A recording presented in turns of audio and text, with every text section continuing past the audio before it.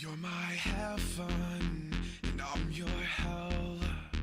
She's my weapon, and I can tell you're falling. I'm not here to sell.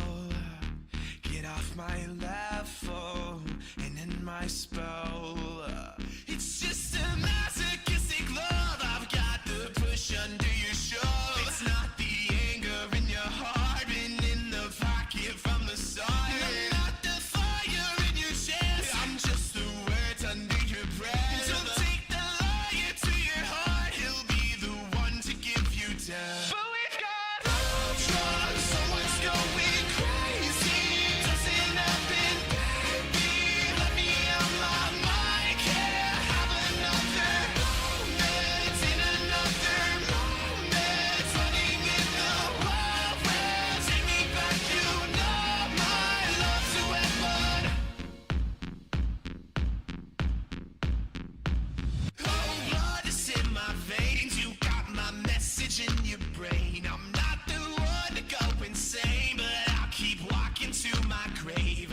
It's not like a god life. I live a little, 2 times, 3 times. I live a little. God, my mind's insane when you keep messing with my brain. But we've got ultra, someone's going crazy.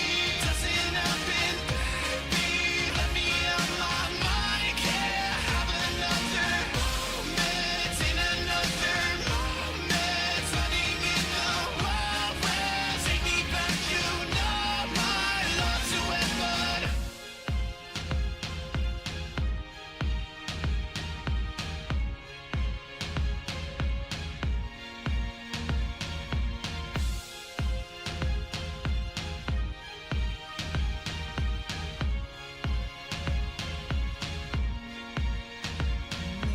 Time.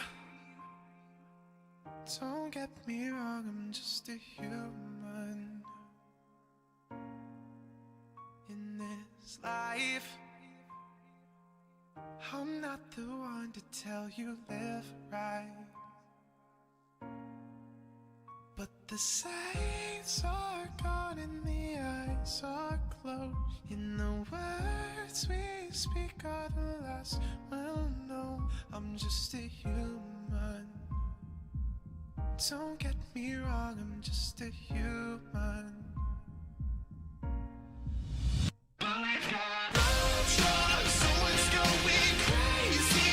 Doesn't happen, baby. Let me out my mind. Can't have another moment in another moment. Running in the wild west. Take me back, you know my love's a weapon. It's not like a god life. I live a little, 2 times, 3 times. I live a little. God, my mind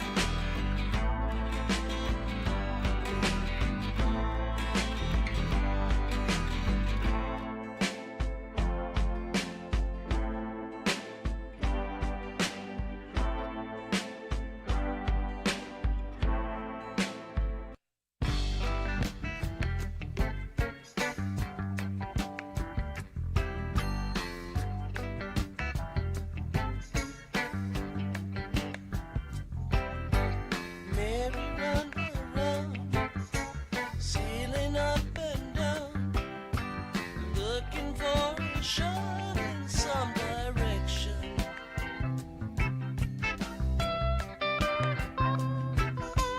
Got it from the top. There's nothing you can stop. Lord, you know they made a fine connection. They love each other. Lord, you can see that it's true. Lord, you can see that it's true. Lord, you can see that it's true. He could pass his time around some other line, but you know he chose this place beside.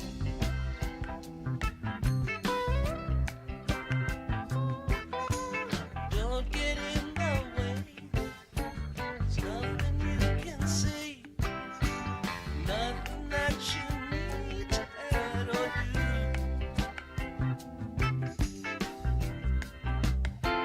They love each other. Lord, you can see that it's true. Lord, you can see that it's true. Lord, you can see that it's true.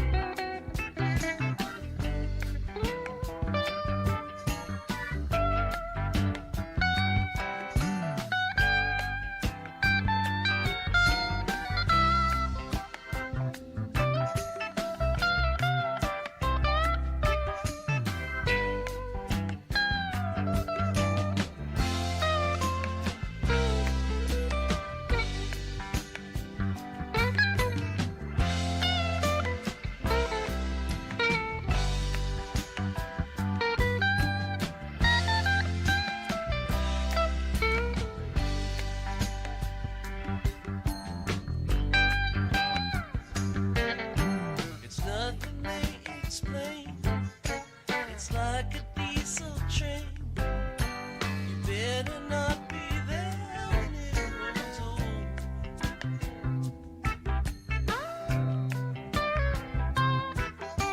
And when that train rolls in, you won't know where it's been. You gotta try to see a little further.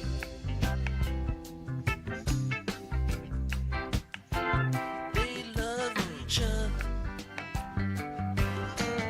Lord, you can see that it's true. Lord, you can see that it's true.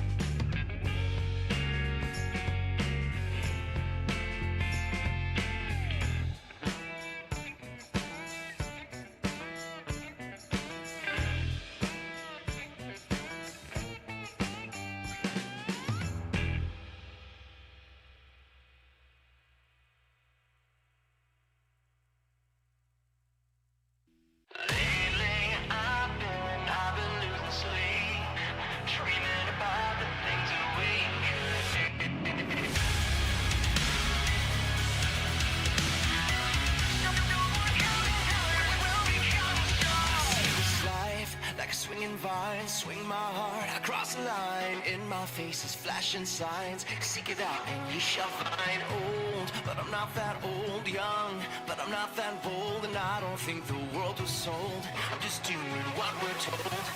I feel something so right, doing the wrong thing.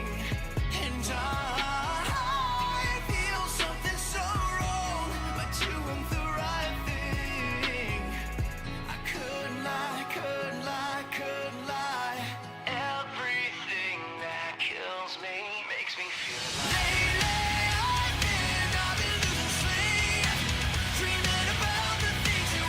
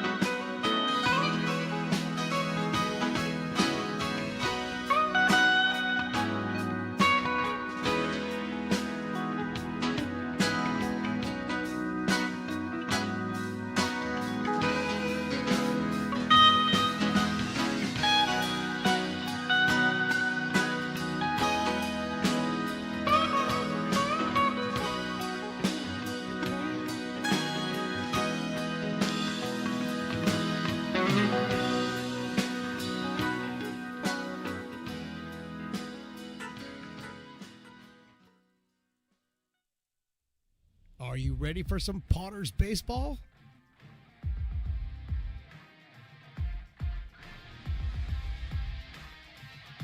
Potters baseball brought to you by Stones Broadcast Networks.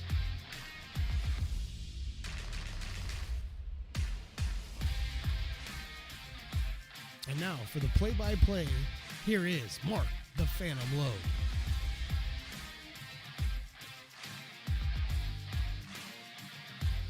Well, good evening, everybody, and welcome to Lincoln Potters baseball and Mark the Phantom Low came in a little late. They're still stunned by the Star Spangled Banner, sung by the duo of Carson and Tristan Sloan, a young gentleman and a young lady. I don't know which one is Carson and which one is Tristan, but I do know they're outstanding. And Luke Statwalker tells me they were here last year and killed. They just killed. They came out here and killed again. And then the honor guard comes off the field, and we are ready for some baseball. It's the Potters. It is the Healdsburg Prune Packers in a PEL game, a big PEL game. As the Potters winning last night over the West Coast Kings 14-3, improved their record to 7-5 on the conference season. And at 10-2, there sit the Healdsburg Prune Packers. These two teams met on Thursday, and the Prune Packers won with 2 in the 10th inning, a 6-5 contest. They've also beat the Potters 3-0. That was also up in Healdsburg earlier in the season. So Potters looking for some revenge. Drew Brown, the right-hander from Sacramento, is on the mound,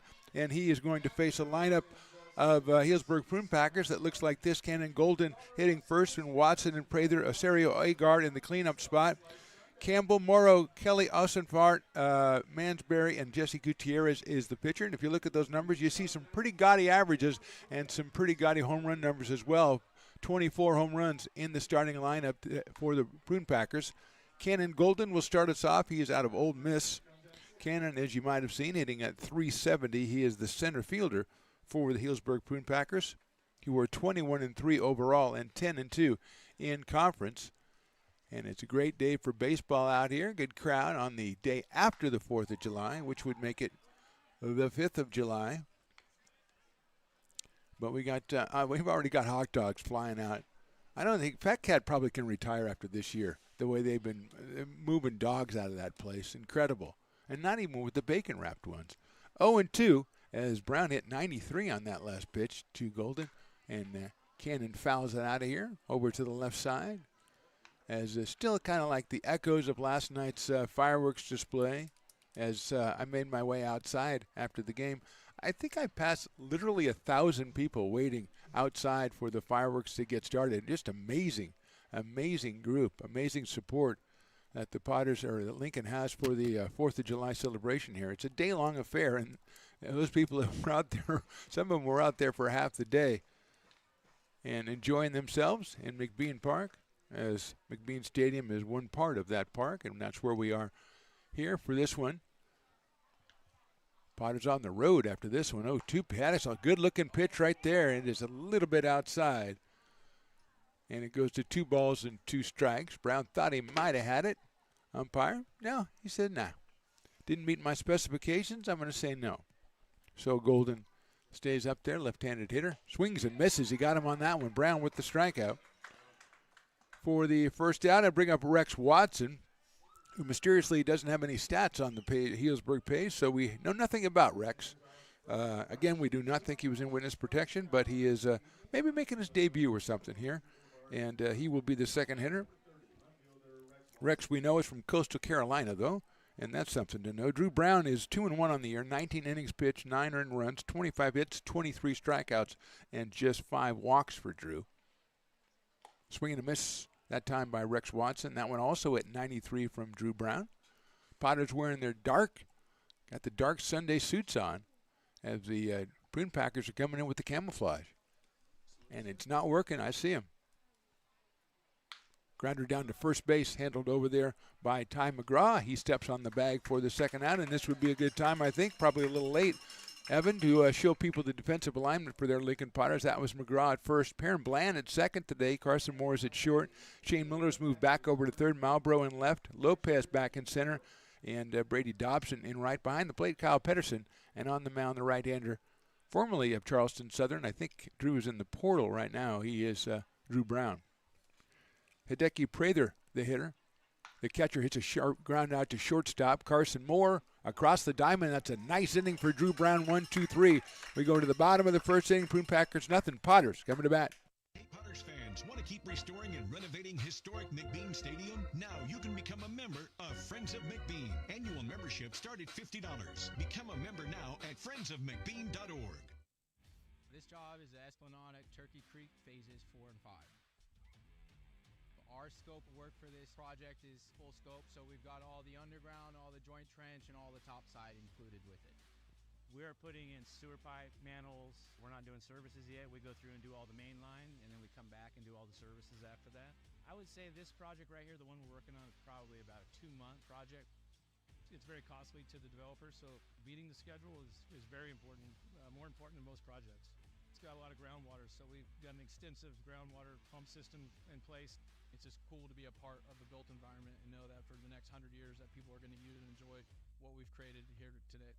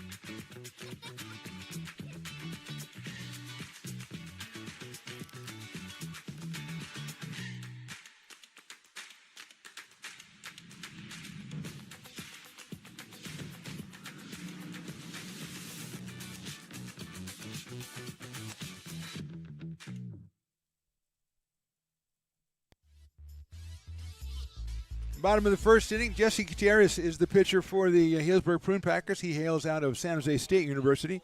9 innings on the season, 5 hits and 3 runs allowed for Jesse.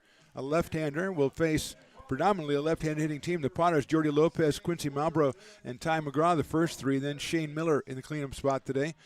Perrin Bland hits 5th, Brady Dobson 6th, Kyle Pedersen, the catcher, is 7th, and Carson Moore and Jackson Norton is the DH. He's batting in the 9th spot. As the first pitch from Gutierrez comes in, it is outside and high for a ball, 1 ball and no strikes. Lopez has his average back up over 500, another recent hot streak, so Jordy is at 507. And he'll take a strike right there with 3 home runs, and he's driven in 26 runs. He has just been outstanding the entire summer long. And Potters are looking for more of the same as they go into the home stretch here with the just conference games remaining on the schedule during the month of July. Jordy hits it out to the right of second base, into center field, a base hit. Campbell was giving it a try at second base, couldn't get there. Lopez is at first with the first hit of the ball game. The batter is Quincy Malbrough. Taking a look at that defense for the Prune Packers, Watson in left, Golden in center, and Kelly in right. Asario Agard is at third. Mansberry at shortstop, Campbell at second, Austin Ford at first. Prather behind the dish, and Jesse Gutierrez is the pitcher. Quincy Malbrough at 403 comes to us from Purdue University, and he steps in here, one of the only right-handed hitters on the Potters. 3 of them in the lineup today, and he'll foul that one off. Should mention that delightful conversation with Tracy Brown, the mother of Potters pitcher Drew Brown, who was watching the game the other night, and I was saying, hey, come on up if, parents, and she thought, oh, I wonder if he means only the out-of-towners. No, all the parents. Just if you're local, you come up too. And she did, and we had a great conversation with her. And she's got son Drew pitching today. There's a grounder down to first, handled by the first baseman. He'll go ahead and tag the bag as Malbrough backed up a little bit. He moves the runner to second base. It's an unassisted play for Ossenford over at first, and that'll bring up Ty McGraw. Anyway, so Tracy wanted us to say hi to Muffy, Ari, and Lamont in Toledo, Ohio, members of the Brown family. So, hey, also Dad is here. But she says that he watches the game the next day on the treadmill. So, Dad, if you're on the treadmill right now, get that incline up there a little bit higher, okay? Let's go ahead and push yourself. And good to talk to you. So, Dad'll check that out tomorrow. Ty takes outside. 346, 3 home runs, 8 runs batted in, including a home run that will live forever, 418 feet, 111 miles an hour off the bat in last night's game. Swings and misses off speed pitch by Gutierrez at 79, and McGraw at 1 ball and 1 strike. He was our guest on the impromptu 8th inning conversation yesterday. What a delight talking to Ty. As Mom has got up and she's got, you can just go home and watch it on YouTube, ma'am. Tracy, you don't need to take your own photos. We'll send them to you. Evan will get you your own copy. We'll send it Federal Express. And you have to pay us, but we don't have any money. But 2-1 on Ty. He's followed by Shane Miller in the Potters order. Hits a ground ball right at shortstop, picked up by Mansberry. Throws it a little bit high, but handled at first base by us for the out. Mansberry, the shortstop, to the first baseman Ossenfort for the second out. Moving over to third is Jordy Lopez, and he is there with 2 outs, and Shane Miller, who's been one of the hottest Potters recently, especially at home. He's 6 of his last 9 at home with 6 runs batted in and a couple of home runs. But another lefty-on-lefty matchup here for the Potters. A right-handed hitter, that's Perrin Bland, is on deck.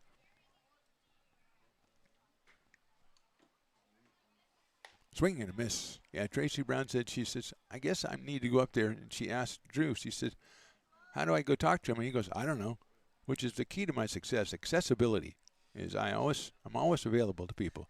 They have no idea where I am. She thought probably the press box is a good chance. So that's what happened. That one just misses outside at 91 from Gutierrez.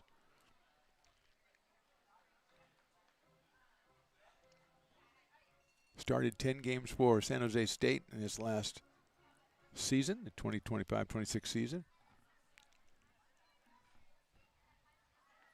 That one down low. Good take by Miller. 2 balls and 1 strike.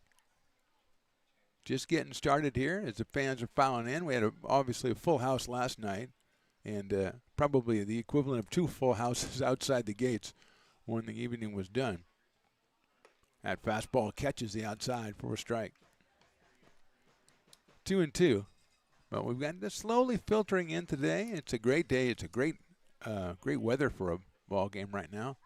Wind blowing a little bit right to left earlier. 2-2 coming up.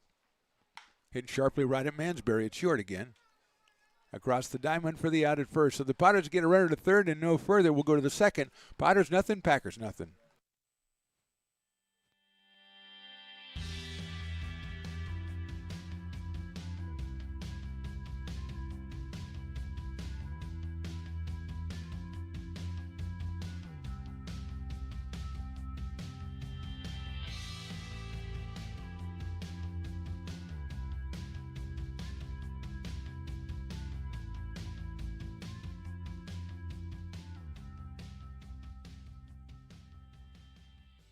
Lincoln Potters Baseball. Placer County's best-kept secret is back for another exciting summer at historic McBean Stadiums. Loaded with fun for the whole family, local beer, wine, and eats. Fireworks, giveaways, theme nights, kids zone, and more.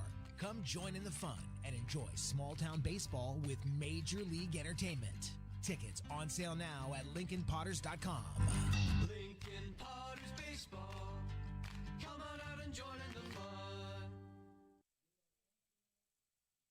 Buy a personalized brick for you, your loved ones, or your business, and show everyone your commitment to Lincoln baseball. Framed and engraved by our own Lincoln High Ag program students, your brick will be featured on unique movable brick walls. Find your name in the stadium entrance for the 2024 and 2025 seasons. Then visit your brick in its permanent home inside the stadium. Bricks can be purchased here for $250. Get it now at friendsofmcbean.org.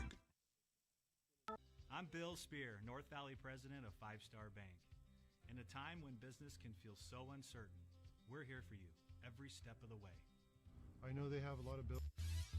Top of inning number 2, Drew Brown back out there. Mark the Phantom Low along with Evan the Engineer, bringing it to you from McBean Stadium in lovely Lincoln, California. J.C. Osorio Egard is our hitter, batting at .350 with 9 home runs on the season, and that's pretty impressive.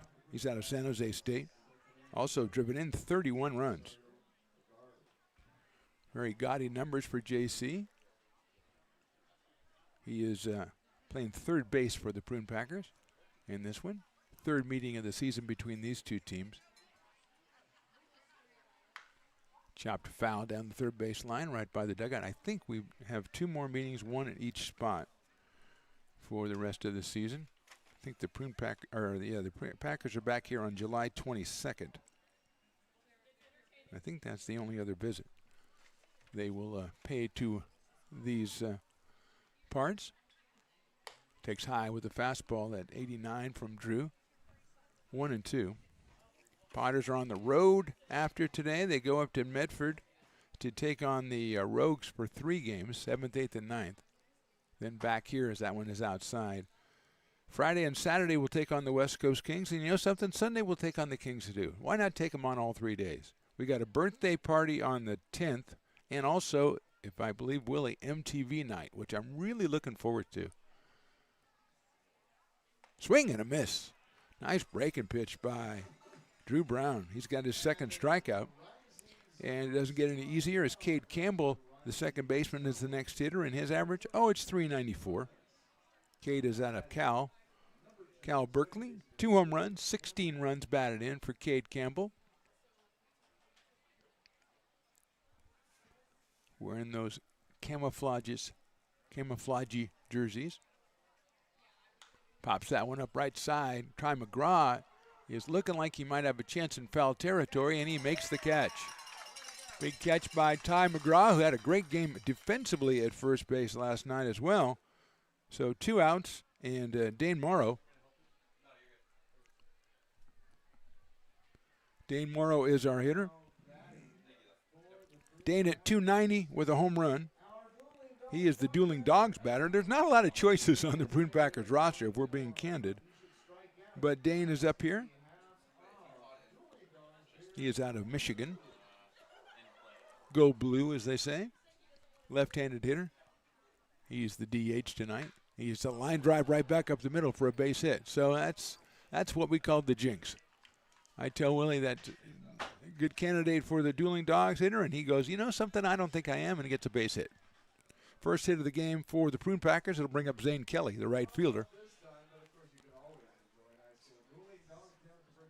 Zane is from San Diego State University. His average is 333. His home run total is 4 and RBI 20. Morrow over at first with 2 outs here in the second inning. Fastball got the inside corner for a strike. 0-1 on Zane Kelly. Matthew Ossenfort, the first baseman, on deck. And then Matthew Mansberry, the shortstop, that rounds out the Prune Packers order. Morrow leads at first. 0-1 on the way.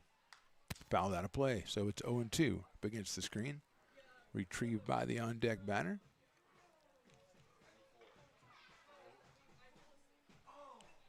This is the kind of game you want to come to the game, go get your dog, or you go to Sabores to Mexico and get your Mexican delicacy, get your beer, and settle back and watch. Grounder out towards second base. Perrin Bland's going to go the short way to short and get the force. So 1 hit for Morrow, but we got out of it. We go to the bottom of the second. Still no score. Buy a personalized brick for you, your loved ones, or your business, and show everyone your commitment to Lincoln baseball. Framed and engraved by our own Lincoln High Ag program students, your brick will be featured on unique movable brick walls. Find your name in the stadium entrance for the 2024 and 2025 seasons. Then visit your brick in its permanent home inside the stadium. Bricks can be purchased here for $250. Get it now at friendsofmcbean.org. I'm Bill Spear, North Valley president of 5 Star Bank. In a time when business can feel so uncertain, we're here for you every step of the way. I know they have a lot of bells and whistles within their bank, but just the relationship piece here locally on the business side is huge for us. 5 Star treats us like we're number one. They're right there with suggestions, with help. So I have to bank with people that have our mission in mind. We're 5 Star Bank. How can we help you? Hi, Bill Evans, President of the Placer County Association of Realtors. We're in the store, our conference facilities, an amazing team that helps us keep together an amazing organization. And we thank them all. This organization can't do what it does and can't run the way it runs without the help of so many members volunteering their time. The success of the Placer County Association of Realtors is largely dependent on our active volunteer members to help our organization and industry. The work of our committees greatly impacts our ability to champion efforts across the board and giving back to the Placer County community wherever we can. Like all service organizations, I wanted to serve. And getting involved with the affiliate committee was the perfect way to do that. I love being able to serve my community with my business friends and other leaders and give back to those who are in need. The thing I love about the PPAR committees is they all work toward the same goal of bringing the community together to support those in need in our surrounding area. I instantly came to the meeting and had a wonderful time, felt like I was a part of something bigger, and it was just the start of my leadership journey.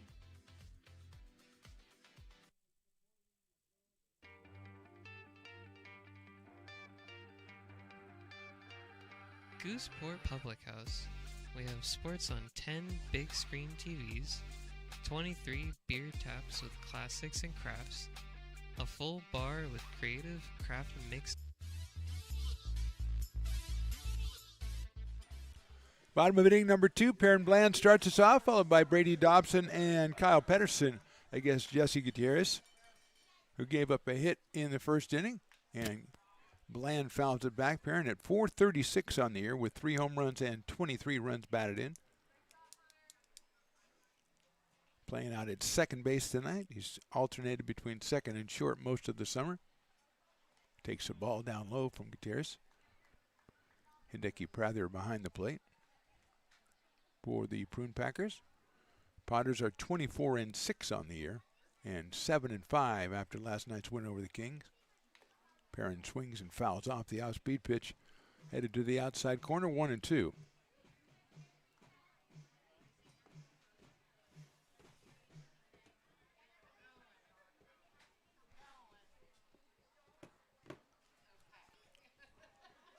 One and 2 on Perrin Bland out of Meridian, Mississippi, our sister city in the south part of the country, the southern area. Bland chops it out towards short. Mansberry is getting a lot of work, and he slips, and he won't be able to make a play.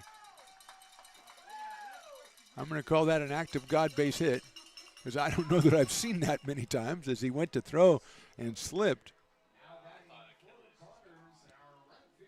Fortunately, he didn't hurt himself when he did that. So here's Brady Dobson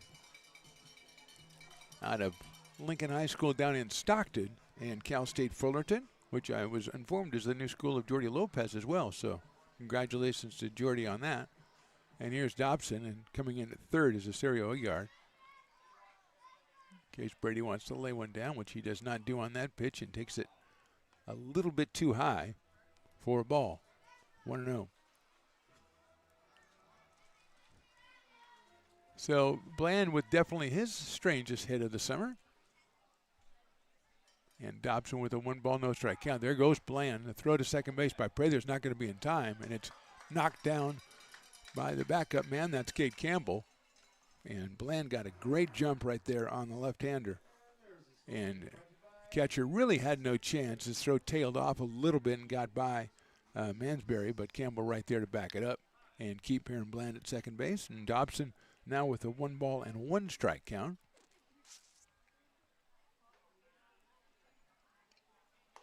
Brady takes strike 2. Thought about going after it, didn't do it. And it is 1 ball and 2 strikes. Got a couple of parking lot Potters. Got T-Mac down there with Taffy. Taffy in the house. The official Potter dog with his own seat, with his own ticket. Outside, nice scoop by Prather. Is it really bringing your dog to the park if they have their own ticket? If they have their own seat, you know, you buy them a seat, you spend the money, put it out there. He didn't sit in the seat very much, though. Taffy likes to roam and get petted by many, many, many people every day. Dobson fouls that one off. Just a perfect evening for baseball out here. Wind has died down, not really much of a factor at this point. And everybody seems to have gotten their refreshments, settled in their seats to watch a little bit of Pacific Empire League baseball. 2 of the top teams in the conference. Humboldt right up there with, I think they're a half game behind Healdsburg. Brady takes outside. I think the Potters are done with the Crabs for the summer. They had the 3 here and then the 2 up there. Crabs took the season series 3 games to 2. The ones out down here were very entertaining. Dobson takes outside. Brady with a nice at bat. works the walk. First and second, nobody out for the Potters, and here's Kyle Pedersen, the catcher. Oh, Willie had to remember to play the walk-up song. Yeah. Oh, man. The outfield sings Your Love like no one else sings any other song ever. I got nothing against Kyle. He's a fine fellow, but why that's... And then now he's got Statwalker singing it too, and he's got the falsetto working. He sounds just like the guy from the outfield, which is not good, by the way, Statwalker. That is not something you want to do. Agard thinking bunt maybe at third base. Same over at first with Austin for it. But Kyle does show bunt, pulls it back, and takes a strike. That's what always mystifies me. I see it a lot. I see, turn around, you're going to give yourself up, take the pitch, it's right down the middle.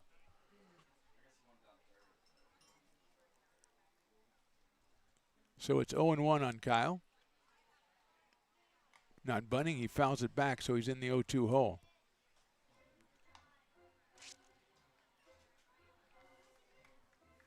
Carson Moore to follow him, and then Jackson Norton is tonight's DH, batting in the number 9 spot for your Potters. Kyle at 174 does have a home run. He hit it against Healdsburg up in Healdsburg. Swings and misses. So a big out for the Prune Packers right there as the runners do not advance. And with one out now, the left-hand hitting Carson Moore comes to the plate. He is at shortstop tonight as Carson Moore. He's batting at 284. 11 RBIs. Does have a home run on the year. A lefty against lefty matchup here. Agard a little bit further back at third now with one out.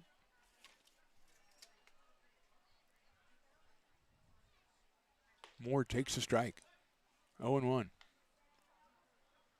Potter's got the gift infield single for Bland and then the walk to Dobson. But Pedersen can't get the bunt down and then strikes out. And it's 0-1 on Carson Moore. That's grounded out towards second base. Big hop for Campbell, goes to second for one. Over to first. I don't think it's in time. And Moore beats it out. Bland gets to third. It's a fielder's choice for Carson Moore. And first and third, and Jackson Norton comes up with a chance to do some damage from the number 9 spot in the order. He's hitting .333. He has a pair of home runs and 11 RBI.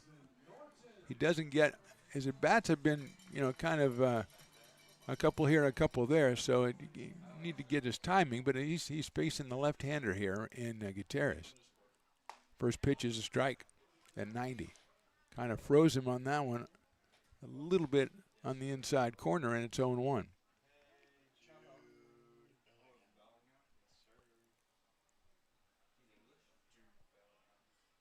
Throwing over to first base. Good move by Gutierrez, but not so far off the bag as Carson Moore. I think they thought he might be taken off in the same way that Bland did, but Carson kept it close to the vest.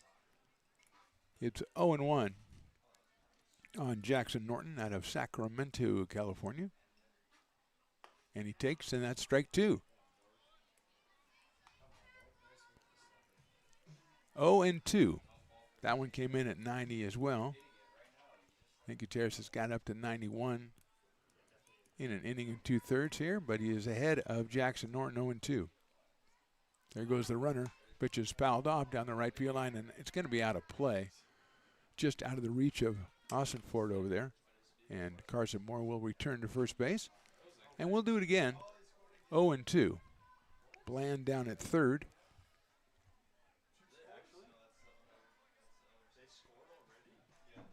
Jordy Lopez waiting on deck.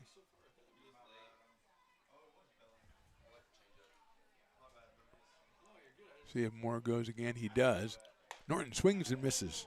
So Gutierrez gets in the gem, pitches himself out of it. We'll go to the third. Potters nothing, Packers nothing.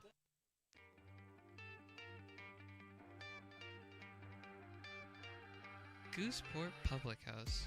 We have sports on 10 big screen TVs, 23 beer taps with classics and crafts, a full bar with creative craft mixed drinks, live music, and most importantly, great fresh food in downtown Roseville off Vernon Street. only 15 minutes from the ballpark. See ya at Gooseport.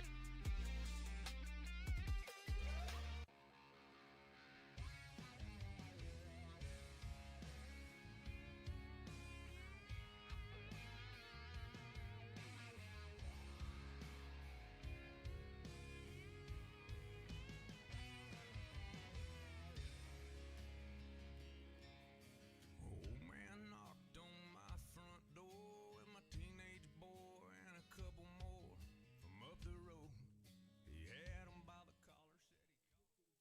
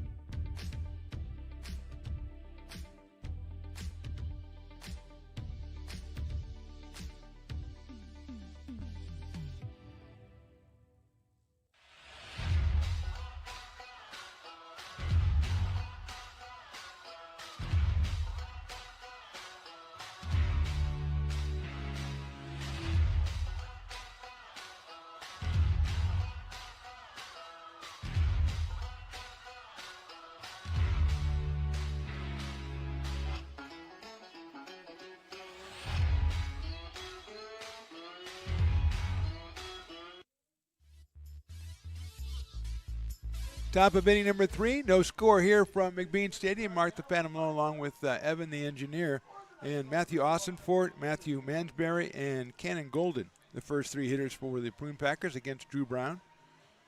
8, 9, and 1 in the Healdsburg order. They have 1 hit, and Drew Brown has struck out 2 over the first 2 innings. Austinfort at 288 with 5 home runs. So a powerful left-handed hitter out of Michigan.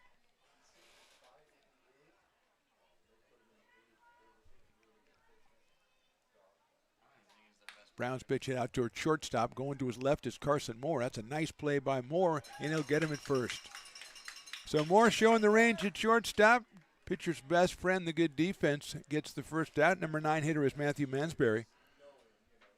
He is headed to the University of Michigan himself. He's hitting .375 on the season. The shortstop who has had a couple of chances out there at short already against the Potters and had misfortune of slipping when he was handling Perrin Bland's grounder. And fortunately, he wasn't injured at play because he definitely could have been. And he'll take a strike right there, 0-1. I believe he's a graduating senior. I was trying to find the information. Hits it sharply to the right of Moore. He gets it on a hop and throws on the run. It's a little bit high, but Ty McGraw makes it look easy at first base for the out. So 2 quick outs on 2 good plays by Moore. And you hear Ty McGraw, if you were listening when he was talking yesterday about the 8th inning, he was talking about defensively. He was talking about the guy he plays at Troy with, who's the starting first baseman, who spends as much time defensively as he does on his offense. And I think Ty took that to heart. And he has been really impressive the last 2 nights, as ripped down the right field line by Cannon Golden. That is out of here, and over the top. Almost people walking on the road out there almost got a little surprised as Golden, who struck out his first time, put the wood to that one, but too quickly, and it's 0-1. Cannon from the University of Mississippi, Ole Miss some call it. Swings and misses at that fastball. 92 from Drew Brown. He's hit 93 so far in this one.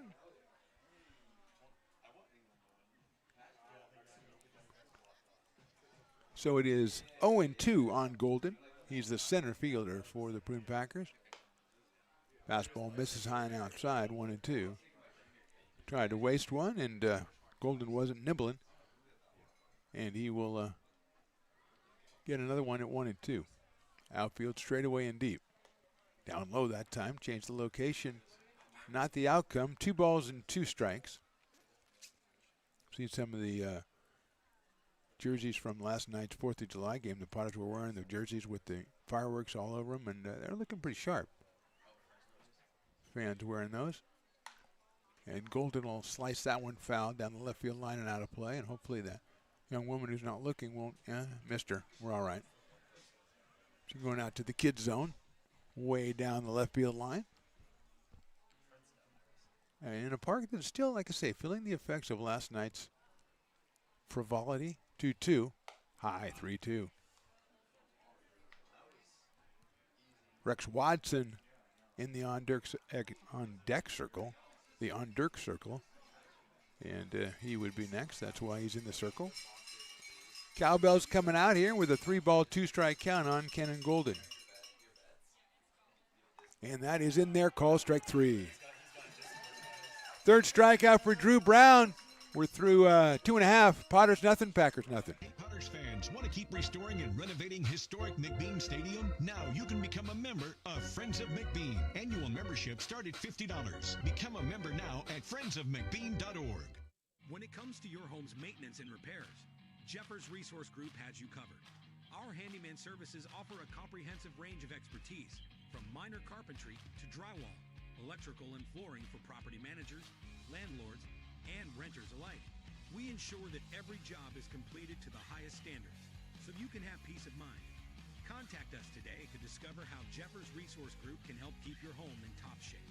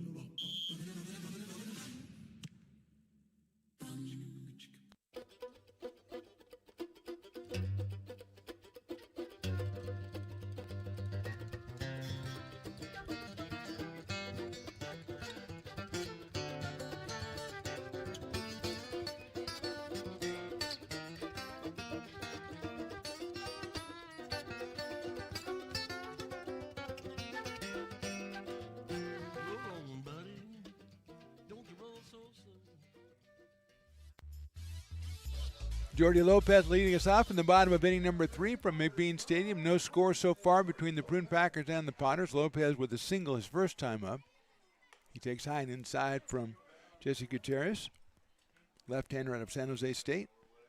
Lopez, as we said, headed to Cal State Fullerton next year. He's hitting over 500 this summer with the Potters. Check swing, and it was a little bit too high. And Jordy is ahead in the count, 2 balls and no strikes. He has 3 home runs on the season. One of them was in Healdsburg against these same Prune Packers on Thursday night. He fouls that one off speed pitch. Waited for it to get there, but couldn't pull the trigger, so it's 2-1, and he's going to walk around a little bit after that one because he thought he had what he wanted. Lefty against lefty matchup. Quincy Malbrough to follow, then Ty McGraw. Lopez fouls that one away. So quickly, 2-0 becomes 2-2.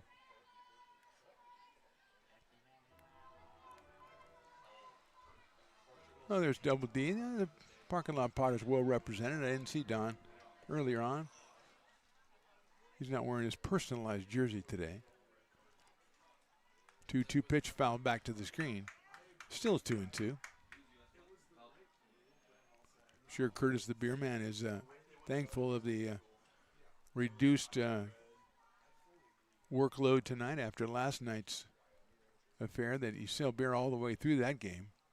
Lopez hits it foul down the left field line, out of play by the grassy knoll. With fireworks, you can sell, usually it's at the end of the 7th inning, but fireworks nights, you go through the entire game, and so he was quite busy all night long. So, you know, I mean, he's still going to get his people down there because he's Curtis the beer man, but not like last night. Lopez takes ball 3. He and Carmen recently celebrating anniversary number 32. And the key probably is that they go to the Potters games all the time. They've been here since day one. So I'm sure that's a large part of it right there. 3-2 coming up to Jordy. Line drive right at the shortstop. Mansberry gets up there and makes the catch. Hit it hard, but right at the shortstop, and Mansberry had to get up in the air a little bit and pull it down for the first out, and Quincy Malbrough is the hitter. Grounded out to first his first time up, so Quincy at 4:03 coming in is 0 for 1. No home runs on the season, but the product of Loomis California has 18 runs batted in. Right-handed hitter, one of 3 in the lineup against Jesse Gutierrez. Grounded foul toward the Prune Packer dugout. Comes back out on the field. Prune Packers have had some activity in their bullpen since the first inning, so I think it's just guys loosening up. But they are active out there. Potters just have a bunch of guys laying around. Line drive, left field base hit. Going to be cut off by Watson in the corner. Malbrough's thinking too, but Watson gets to it quickly and gets it back in, and Quincy will stay at first base. Third hit for the Potters. That was a shot into left field. 95 miles an hour off the bat, and here's Ty McGraw. Grounded out to shortstop his first time up. Our first baseman is at 346 with 3 home runs. He's out of Gardendale, Alabama. Mom Tracy is in the house. She's down in the best seats in the house on the couch right in front of us. She got the nice seats for her last day out here. She's going back home tomorrow. And that breaking ball is high, 1-0. Troy University Trojans for Ty McGraw, and then they got to host the Super Regional, and Tracy was telling us that story. That was great. And they got, obviously, to go to the College Baseball World Series. McGraw takes outside, 2-0. So he's got Gutierrez into an advantageous count for the hitter. Tappy is now sitting in her seat, so that's good. I'm glad to see that she's sitting in her seat, because it's, it's not inexpensive, McGraw pops it up, just didn't get it. It's into center field. Moving over to his right is Golden. Keeps going and almost doesn't make the catch. That one almost hit the ground, but the catch was made for the second out. McGraw again, he did it a couple times last night, just missed it. And that'll bring up Shane Miller. Miller grounded to shortest in the first inning himself. He is 0 for 1. 345 coming in. A recent surge has brought him up to 345 with a pair of home runs, and he's driven in 10. Malbrough, always a threat to go. Let's see if it goes. He does not, and Miller swings and misses. 89-mile-an-hour fastball in on the hands. 0-1. Perrin Bland on deck.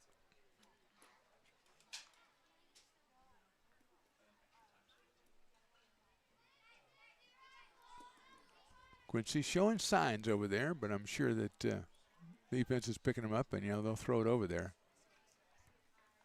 Austin Fort, the first baseman, Matthew, that is. He also Michael Austin Fort on the team. So it's 0-1 on Shane as we're here in the bottom of the third inning. There goes Quincy. Check swing, the throw to second is not in time, and Malbrough's in there. Another good jump by the Potters. A fine throw by Prather behind the plate, but just a little bit off, and again, not in time as Malbrough got the good jump. He's in scoring position. Potters have had a runner in scoring position each inning and have not been able to push anything across. And Miller will see what he can do about that 1 ball and 1 strike. And that is outside. Took that one all the way. Watched it all the way. 2-1. Outfield straightaway, medium deep for Shane. He had a home run in last night's game, the win over the West Coast Kings 14-3. That looks good, and it is good. 2-2 now.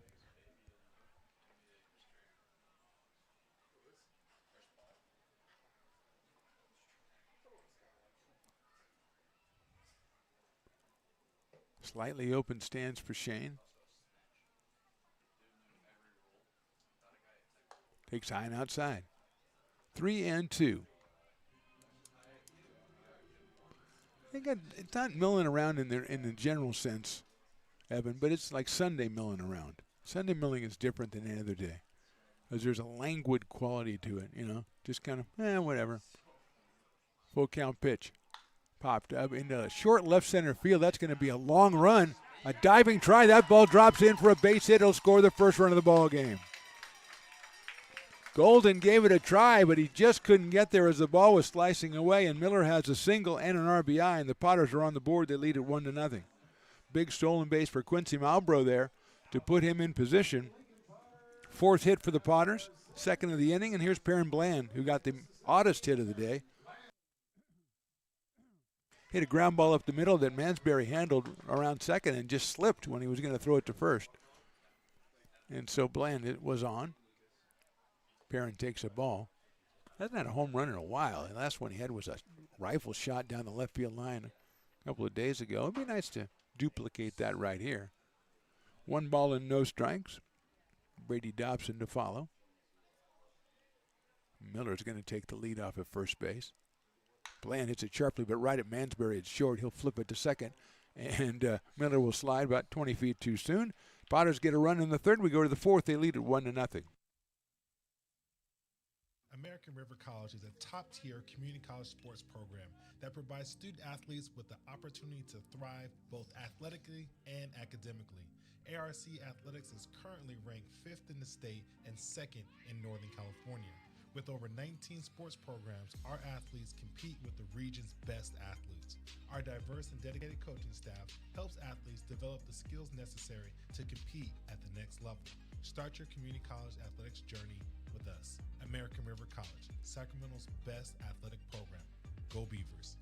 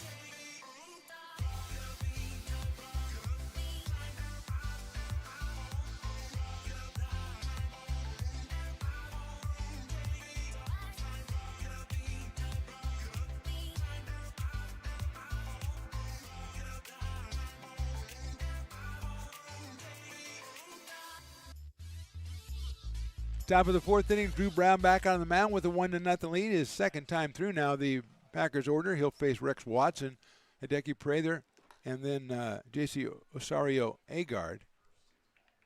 Watson grounded out to first his first time up out of Coastal Carolina. The Chanticleers? Maybe. Something to think about. Swing and a miss. Nice breaking pitch.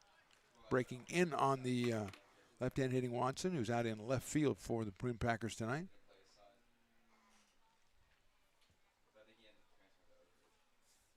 So it's 1 ball, 1 strike. Foul back to the screen, 1-2. Potters, as we said, on the road after tonight, going up to Medford. Take on the Rogues for 3. Then back here against the West Coast Kings. That'll be next weekend, Friday, Saturday, and Sunday. LincolnPotters.com for tickets and information. Then the next weekend, a couple against the Medford Rogues here in McBean Stadium. We'll wrap up the season series against them. Packers are back here on the 22nd. Potters are there on the 21st, so that's a home-and-home situation the last week of the season. 2-2 pitch. Lined. Second baseman, Perrin Bland, almost makes the catch. It goes off the glove and goes out to right field. And Watson trips over first base, and he is okay. So he has himself a base hit, the second hit of the game for the Prune Packers, and that'll bring up Hideki Prather, the catcher. He grounded out to shortstop his first time up. Prather, 310 on the year.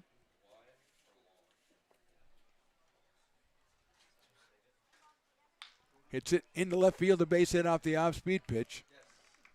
Rounding second, Watson. He'll stay there as Malbrough gets it in. So the first 2 batters with base hits here in the fourth inning. 3 hits now for the Prune Packers, and J.C. Osario Agard will be the hitter. out of San Jose State. He struck out his first time up, but he has 9 home runs on the year and is hitting .350.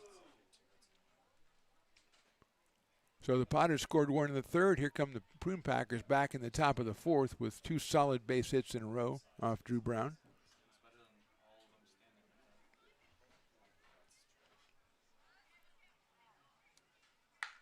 That's line to third, handled, throw to second. They got the double play. Great job at third base by Shane Miller. Great job at second by Bland to cover. And that is a double play for the Potters and sorely needed at this time. And here's Cade Campbell.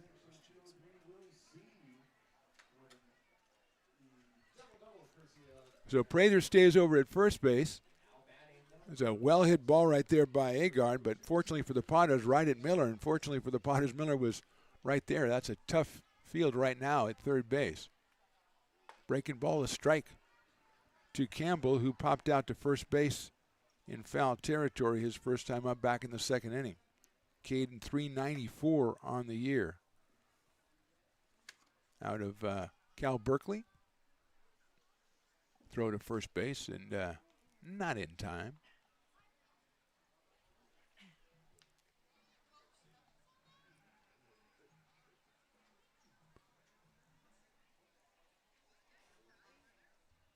.01 coming up. Eventually. No, we're going to go to first base again. So not coming. Well, still coming up eventually. Campbell has a pair of home runs. He's driven in 16 for the Prune Packers, who are 10-2 in PEL action. 3 games ahead of the Potters. Inside. 1 ball and 1 strike.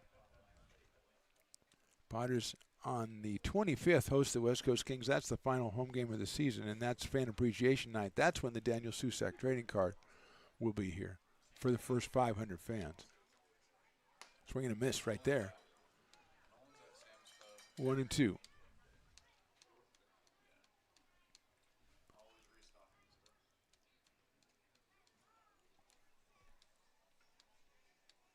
Two outs, 1 on here in the fourth. Swing and a miss. Ball bounces away. Running it down is Kyle Pedersen. He throws it to first and gets him. So good job by Brown to get out, aided by the double play. We go to the bottom of the fourth. Potters still on top, 1-0. Hey, baseball fans, you may have noticed our scoreboard goes out from time to time. You can help us get a new one. Give $20 and get a chance at winning 2 tickets to some of the region's biggest events, like the Outlaw Festival with Willie Nelson, Bob Dylan, and John Mellencamp, a Sacramento Kings game, or Ringling Brothers Circus. All proceeds benefit the Big Swing Capital Campaign. You can buy now at friendsofmcbean.org. Hey everyone, this is Alex with the Downtown Lincoln Association. We're super excited to kick off Lincoln Loves Local, a new campaign designed to spotlight amazing businesses that make Lincoln so unique. We partnered with Dalila from UN Social Agency to create short, high-quality videos that help boost your visibility and reach right here in the Lincoln community. Each video will be shared on DLA's social media and newsletter, making it easy for locals to discover and support your business. So let's celebrate what makes Lincoln special together. Lincoln provides all the charm of a small town, yet still provides access to excellent local medical care. At Lincoln Urgent Care, you can find expert services and a compassionate staff available 7 days a week. A friendly front desk staff will welcome you when you come into our brand new facility. Your wait time will be minimal at our walk-in clinic, unlike the emergency room. From broken bones and lacerations to allergies, flu shots, and illnesses, we treat a variety of urgent medical conditions. What sets us apart is not just our central location in Lincoln, but the convenience of our extended hours, including weekends. We've become Lincoln's first choice for urgent care because we treat patients of all ages for a variety of conditions and take most insurances. We're proud to be an approved provider for veterans and welcome in our military patients. From our family to yours, we're here when you need us.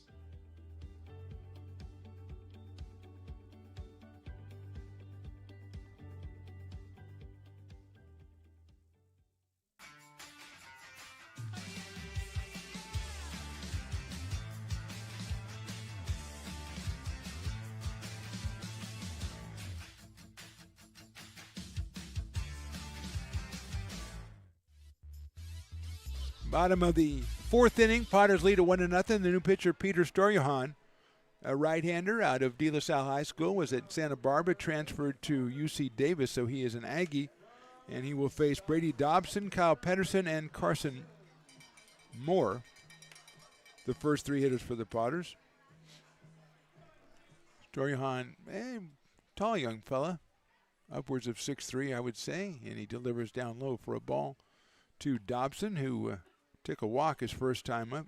Gutierrez with 3 innings, 4 hits, 1 run, 1 walk, and 2 strikeouts, so he's largely pretty effective. 6'5" is the number I get from Evan, the engineer, who's also Evan, the researcher.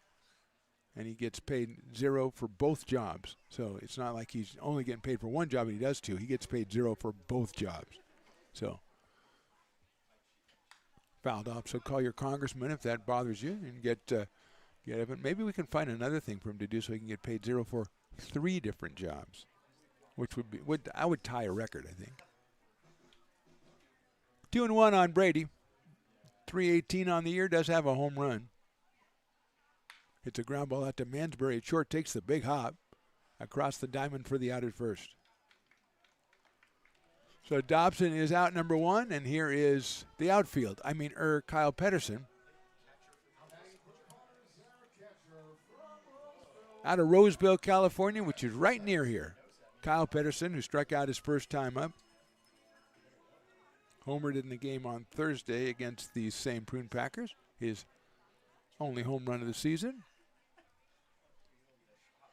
Swings and misses at Storjohan's breaking pitch.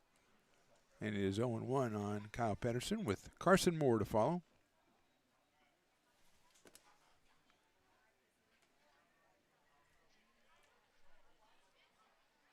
Checks the swing on that one, another breaking ball, but it's outside. 1 ball and 1 strike. Real nice Sunday crowd has settled in to check this one out after last night's affair when the Potters put up 14 to take care of the West Coast Kings. Check swing, and that is ball 2. Game that featured 3 home runs. And Trip Garish, the Potter legend, who was our guest in the 3rd inning, was voted player of the game. So it was a strange night out here. Pedersen reps it into left center. That's a base hit. So Kyle is 1 for 2. And that means he'll keep bringing him to the plate and keep playing the outfield.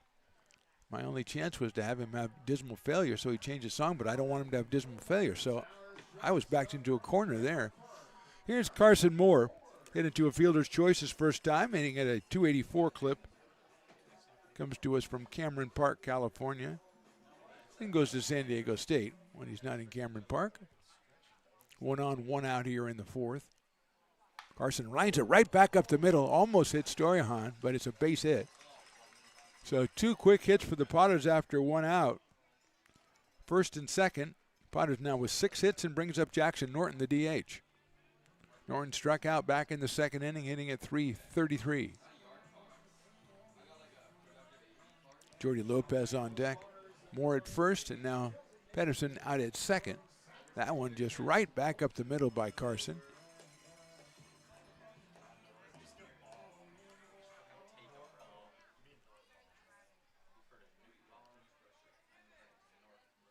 Norton fouls one off.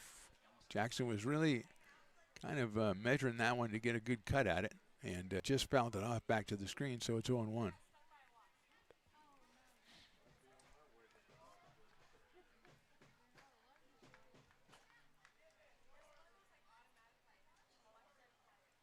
Norton hits it high in the air, but foul down the left field line. He got a breaking ball that he wanted to do something with, and he hit it very, very, very far, but very, very, very, very foul.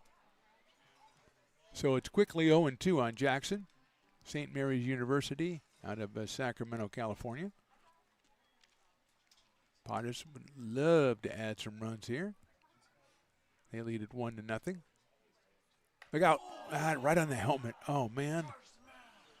89 miles an hour, and Jackson took that one right off the top of the helmet.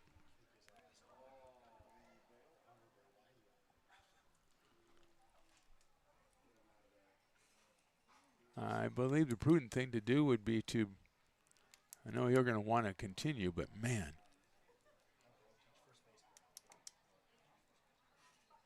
They will give Jackson all the time he needs to come back from that one. Just a fastball that got away from the right-hander Storyhan, and he's going to go ahead and leave, I think, and they'll bring someone in. That's the prudent thing to do. Hopefully he's fine, but, you know, I think maybe I saw Aiden Diome jumping up. He might be the young gentleman who's coming in. We think Diome's coming in, Willie.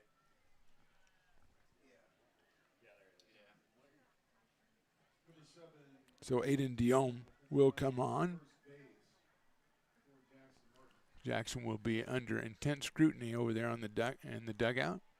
Trainer will be keeping tabs on him, definitely.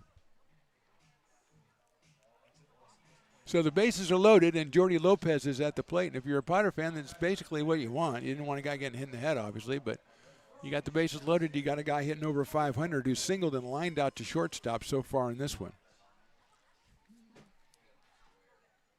He fouls that one off down the left field line out of play. So it's 0-1. He's really shown an ability to hit the ball where it's pitched so far this summer. And he's up here with the bases loaded. 1 out. Dobson's ground out to open the inning. Then a couple of singles and now a hit batter. And Lopez, who has 26 runs batted in, is up here with an 0-1 count. Line drive. Oh, what a play by Mansberry. He'll go to second for one, to first. Not in time. So it's Mansberry with a brilliant play at shortstop. He got one. The RBI, because Pedersen scores, will go to Lopez. Just barely beats it at first base. Moving to third is Carson Moore. What a play at shortstop. It could have been real big trouble for the Prune Packers. And Mansberry leaps out, gets it, gets up, throws it at second to Campbell, who almost turned it over on Lopez. Lopez having trouble with the shortstop, taking away his base hits. The Potters did score another run. Lopez gets the RBI, and now here's Quincy Malbrough. That's a great block by Prather. Throw down to second, but Lopez goes in with the most inglorious slide I've seen in quite a while, head first wise. So hoping he's okay out there, and he'll be at second base.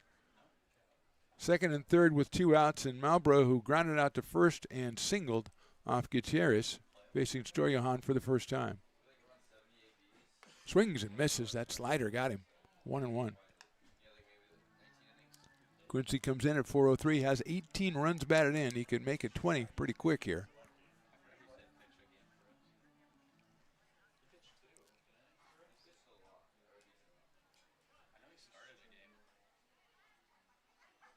That's it right at Mansberry at shortstop. Comes up, guns to first. A little high, but handing it is Austin Ford. Potters score 1 in the 4th. We go to the 5th. They lead it 2-0. Hey, Potters fans, want to keep restoring and renovating historic McBean Stadium? Now you can become a member of Friends of McBean. Annual membership start at $50. Become a member now at friendsofmcbean.org. This job is the Esplanade at Turkey Creek phases 4 and 5. Our scope of work for this project is full scope, so we've got all the underground, all the joint trench, and all the top side included with it. We're putting in sewer pipe, manholes. We're not doing services yet. We go through and do all the main line, and then we come back and do all the services after that. I would say this project right here, the one we're working on, is probably about a 2-month project. It's very costly to the developer, so beating the schedule is very important, more important than most projects. It's got a lot of groundwater, so we've got an extensive groundwater pump system in place. It's just cool to be a part of the built environment and know that for the next 100 years that people are going to use and enjoy what we've created here today.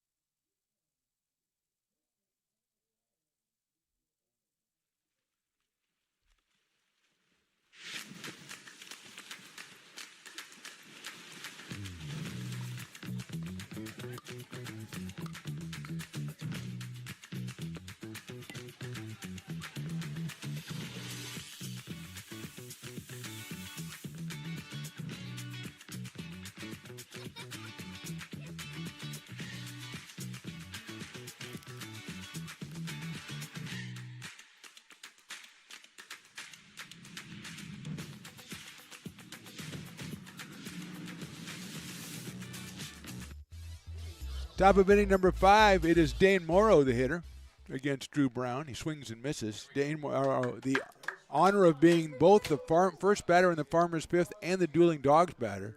So if he strikes out, if he makes any out, it's half off Farmers. If he strikes out, it's half off Dueling Dogs. So it could be the unique double play, but the Potters will just settle with an out here as Morrow singled his first time. Look out, that's inside. He rifled the single to center his first time, so he's 1 for 1. 1 ball and 1 strike on Dane Morrow. He's followed by Zane Kelly and Matthew Ossenfort, 6, 7, and 8 for the Prune Packers. Foul back to the screen, so it's 1 and 2. Brown at 90 miles an hour on that one. He's given up 3 hits in 4 innings. He has struck out 4 as he takes the mound for the top of the 5th. Mom Tracy in the crowd. She came up and signed the baseball as she was instructed to do. And we really appreciate that. That looked good, but it's a little outside.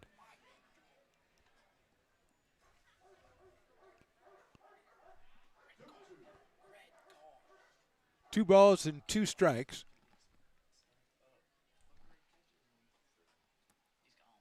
High and inside. 3 balls, 2 strikes.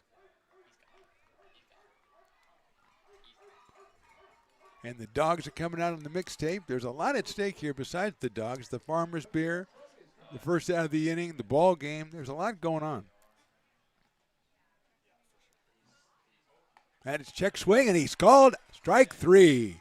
Everybody wins. Half off Farmers, half off Dueling Dogs. Get 1 of each, and you get a free beer, basically. So it's all good. 5th strikeout for Drew Brown, and here is Zane Kelly. Fielder's choice for Zane, his first time up. He comes to us from San Diego State University. Playing out in right field, batting .333, fielder's choice, so 0 for 1 tonight. That one is inside all the way back to the backstop.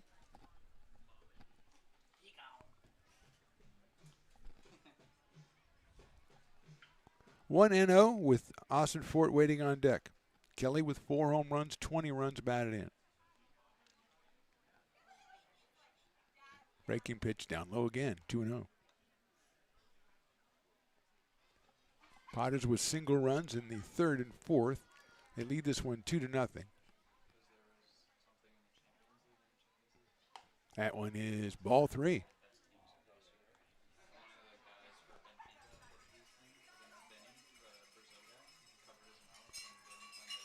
Got to get the cowbells going, and that's what they're doing here. A great crowd out here on a Sunday afternoon. Last time they'll get a chance to see their Potters until Friday night. So they're out here enjoying the weather and the ball game. 3-0 pitch, outside ball 4. First walk for Drew Brown. He did not walk anybody the last outing, so he has been pretty successful at keeping people off the bases with the free pass, but that's ball 4 to Zane Kelly and Matthew Ossenfort. Ossenfort, 288, grounded to short his first time up. He has 5 home runs on the season. He is the first baseman tonight for the Prune Packers. He's followed by Matthew Mansberry in the number 9 spot, the shortstop. Short lead at first base. That's lined into right field for a base hit. Running it down is Dobson. He slips, and so the runner he's going to go to third anyway, but his throw is a little bit short coming in.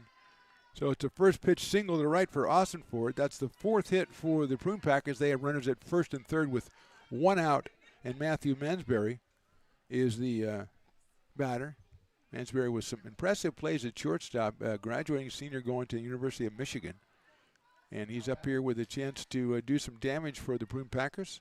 .375 on the year with 11 runs batted in. Potters gave up a couple of base runners to start up in the 4th inning and then got the line drive double play. Mansberry takes outside. Top of the order, Cannon Golden to follow Matthew. As here's Nate Kujawski coming out to talk to Drew Brown. Potters don't have anybody throwing. They got some people stretching out in the bullpen. So Nate's going to come out and take the temperature of Drew Brown in his 5th inning of work here. He's given up 4 hits. He struck out 4 and walked 1.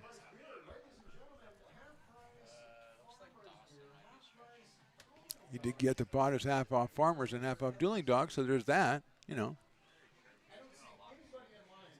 But the Potters are going to talk this one over. Maybe also talk about what happens if Austin Ford takes off at first base with a double steal situation, but making sure everybody's on the same page. Perrin Bland at second, Carson Moore at short. Miller's at third tonight, McGraw over at first. That's the Potters infield. It's Marlboro, Lopez, and Dobson in the outfield. Kyle Pedersen behind the plate, and Drew Brown on the hill. A 1-ball, no strike count to Mansberry.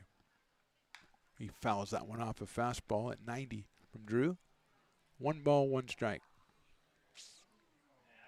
Potters 7-5 in PEL play, 24-6 overall.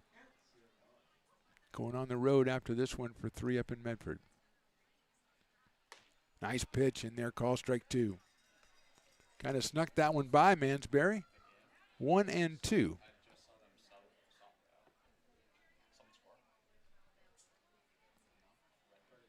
Grounded down to third. Miller's got it. He's going to go to second for 1. Bland, did he get it? He did. Stay on the bag for the force out at second base. A run scores. It's an RBI fielder's choice for Mansberry. He's at first.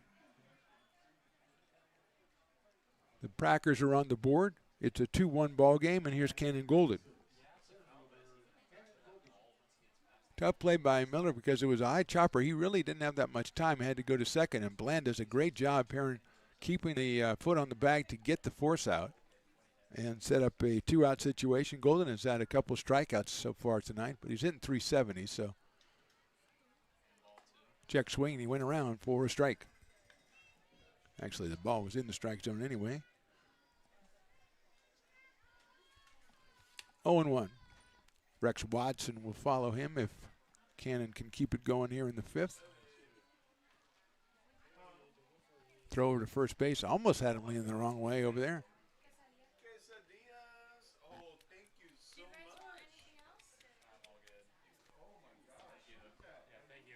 So Boris to Mexico with Willie's nightly delivery, which they are just nice people over there. That's the thing. That's a little line drive out to shortstop, handled by Carson Moore as the bat shatters. And the Packers get on the board in the 5th. We'll go to the bottom of the 5th. Potters 2, Packers 1. Buy a personalized brick for you, your loved ones, or your business, and show everyone your commitment to Lincoln baseball. Framed and engraved by our own Lincoln High Ag program students, your brick will be featured on unique movable brick walls. Find your name in the stadium entrance for the 2024 and 2025 seasons. Then visit your brick in its permanent home inside the stadium. Bricks can be purchased here for $250. Get it now at friendsofmcbean.org. I'm Bill Spear, North Valley president of 5 Star Bank. In a time when business can feel so uncertain, we're here for you every step of the way.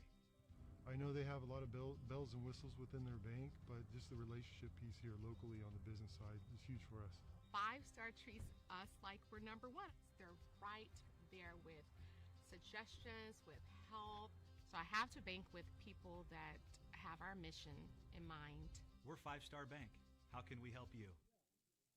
Hi, Bill Evans, president of the Placer County Association of Realtors. We're in the store, our conference facilities, an amazing team help us keep together an amazing organization, and we thank them all.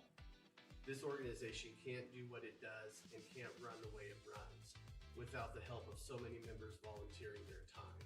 The success of the Placer County Association of Realtors is largely dependent on our active volunteer members to help our organization and industry. The work of our committees greatly impacts our ability to champion efforts across the board and giving back to the Placer County community wherever we can. Like all service organizations, I wanted to serve. And getting involved with the affiliate committee was the perfect way to do that.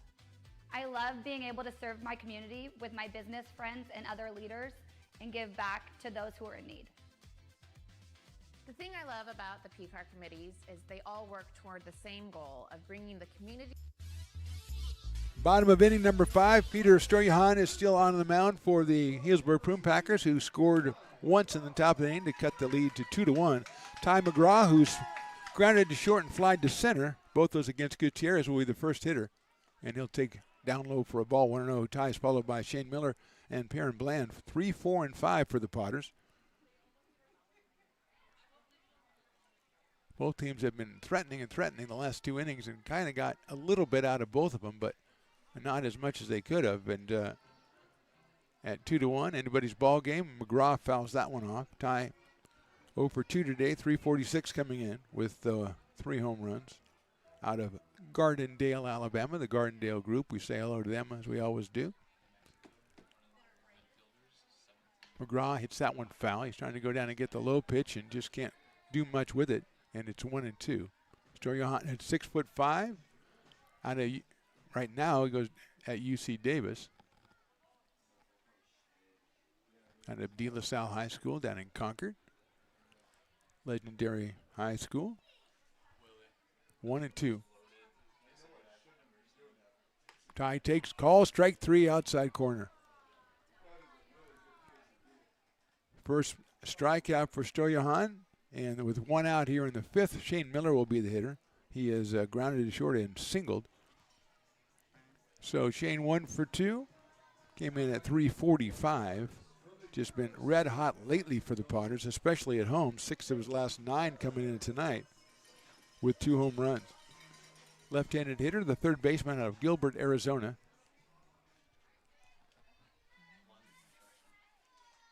That is a ball, 1-0.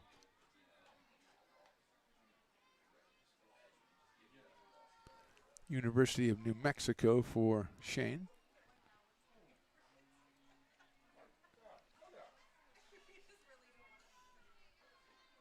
Takes that one. That's in there for a strike. 1-1 right at the knees to Shane Miller. Willie, you sold me, okay? You love Sabores de Mexico. I know. They delivered you quesadillas. The quesadillas are fire. Miller takes the strike, 1-2. That's the first quesadilla you've had from that place. Those are legendary, man. 1 ball, 2 strikes.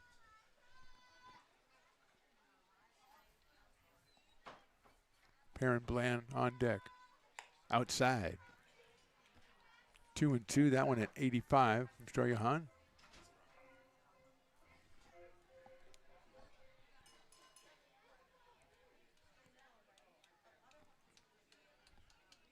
Sun still playing a factor.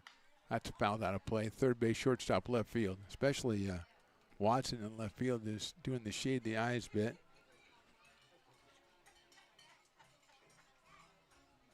Doesn't factor as much on pop-ups in the infield as does on high choppers. I've seen a lot of guys have trouble on the high choppers at this time of the night. 2-2 coming up again. Grounder foul down the first base line over by the Potters dugout. We'll try it again.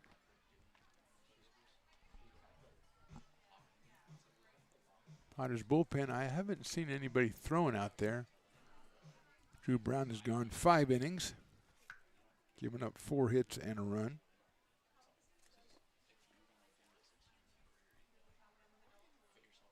Two coming up. Fouled out of play again. Shane trying to sort them all out until he finds one he likes.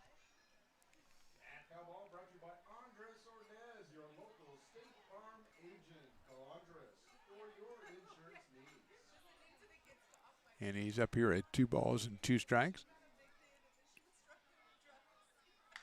Fouled off again. That's what they call a battle at the plate between Storjohann and Shane Miller.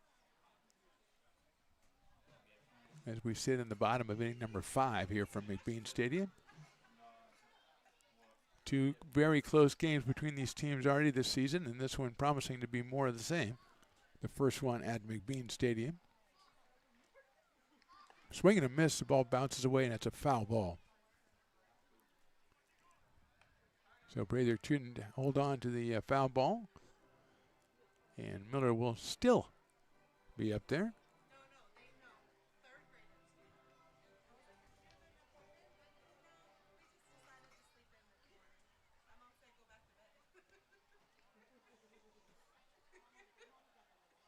That is down low, 3-2. Good eye by Shane Millers. We watch Curtis the Beer Man go across, having some nachos. See, he even likes sabores de Mexico. He goes over there, gets himself some nachos, and goes back and sells more beer. It's a pretty good deal. It's a pretty good life. Swing and a miss, soft speed pitch, and he got him on strikes. 2 strikeouts in the inning for Storjahan. And with 2 outs, it'll bring up Perrin Bland. Infield single and a fielder's choice for P. Bland. So he is 0 for 2. He's at second base for Lincoln tonight. Came into the game at .436. 3 homers, 23 driven in. Second on the team to Jordy Lopez, who picked up his 27th run batted in tonight. Bland takes a ball down low.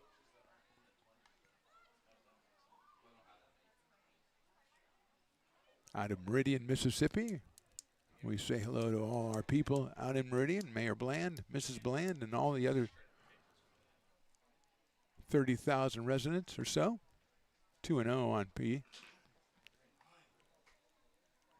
I think the mayor should declare it Phantom Day in Meridian, Mississippi. I think that'd be pretty good. Just make one of those royal proclamations. Fastball in there for a strike, 2-1. I now declare it to be Phantom Day in Meridian, Mississippi. I don't know that I can make it out there. I'll try. 2-1 now on Perrin. Fouls it off. Got the fastball. And it is 2 balls and 2 strikes.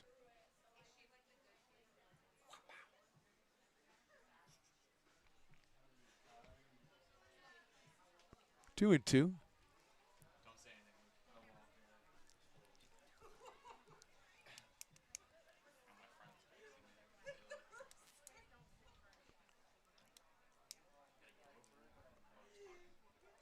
Here's Storjahan. And Perrin's going to foul that one off. So he struck out 2. The Potters are making him work for it. But bottom line, 2 up and 2 down for Lincoln here in the bottom of the 5th. Prune-Packers will have 2, 3, and 4 coming up in their half of the 6th.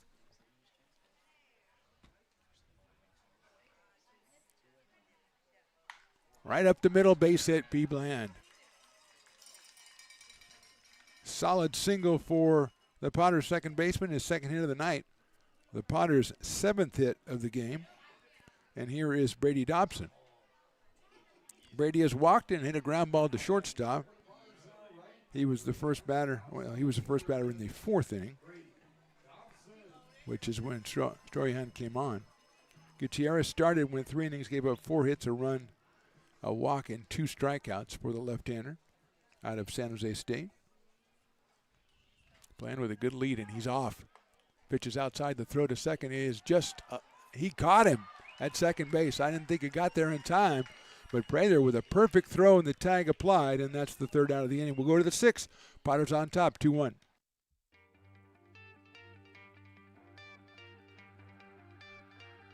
Gooseport Public House.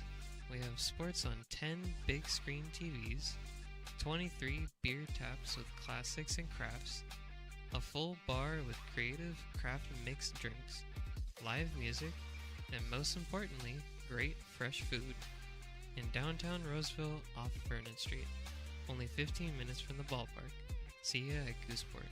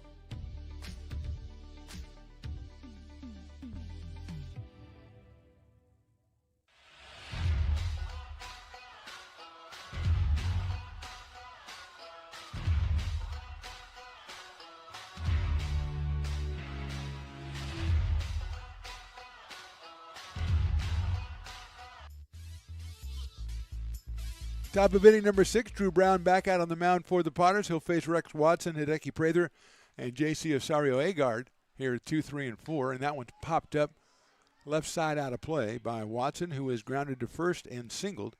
So he is 1 for 2. The left fielder for the Prune Packers, who trailed this one 2-1. 4 hits for the Prune Packers. Breaking ball misses inside, so it's 1 ball and 1 strike. Sunday night crowd being exhorted for more cowbell as we just saw Piper's 6th inning dance contest, one of his finer endeavors. He does a fine job organizing that. Swing and a miss, off speed pitch. 1-2. I think that's the one the winner gets a T-shirt to Cattleman's and they get to eat for free, or is that no, that's the race. This one is different. Well, all kinds of good promotions. I can't keep them straight. I'm only one man. Come on. Line drive into center field, a base hit up the 2-strike pitch. Watson has 2 hits on the night. He is at first base with nobody out. 5th hit for the Prune Packers, and here is Hideki Prather, who is grounded to short and singled himself. He is the catcher for the Prune Packers, and he is out of Cal Berkeley. Hitting at .310 coming in, 3 home runs, 19 driven in for Hideki. Just threw out Perrin Bland trying to steal in the bottom of the 5th. Fastball gets the outside corner for a strike. 90 miles an hour from Drew, who's gotten it up to 93 earlier in the game. Mom Tracy is here, Dad's here, some other relatives are here. Also got to say hi to Muffy, Ari, and Lamont out in Toledo, Ohio, who are watching. Hit out to center field coming on is Lopez. Going back a little bit, he'll make the catch. Also, brother Dylan, who is a Potter legend. Dylan Brown is hopefully down in San Diego checking us out right now. We say hey to him as Hideki flies out to center field. And here is J.C. Osario-Agard. The big home run hitter with 9 for the Prune Packers has struck out and lined into a double play. Last time up, 2 on, nobody out. He hit a bullet at Shane Miller down at third, and Shane gloved it and threw to second for the double play. Inside, misses. 1-0 on JC. Cade Campbell will follow him. Agard at .350 on the year. Right-handed hitting third baseman. Breaking ball in there, a strike. 1-1. I can actually see the number 17. You know, they got the burgundy numbers against the camouflage. It's not easy, but this one I can see pretty easily right there. 1 ball, 1 strike. Right down the middle, 1-2. Watson kind of holding close over at first base there as a 1 ball, 2 strike count to Agard. Breaking ball's popped up, and it's high. Bland going to call for it at second base. He stays underneath it, makes the catch with the blue glove, and there are 2 outs here in the 6th. And Cade Campbell, who struck out and popped out, will be the hitter.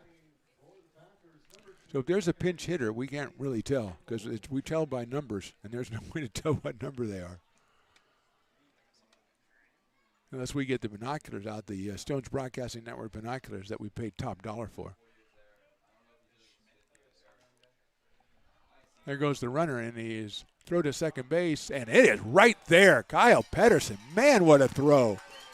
Great jump over there by Watson, and Pedersen just guns it down to second. The tag applied, the inning over. We'll go to the bottom of 6. Potters stay on top, 2-1. Hey, Potters fans, want to keep restoring and renovating historic McBean Stadium? Now you can become a member of Friends of McBean. Annual membership start at $50. Become a member now at friendsofmcbean.org. When it comes to your home's maintenance and repairs, Jeffers Resource Group has you covered. Our handyman services offer a comprehensive range of expertise, from minor carpentry to drywall, electrical and flooring for property managers, landlords, and renters alike. We ensure that every job is completed to the highest standards, so you can have peace of mind. Contact us today to discover how Jeffers Resource Group can help keep your home in top shape.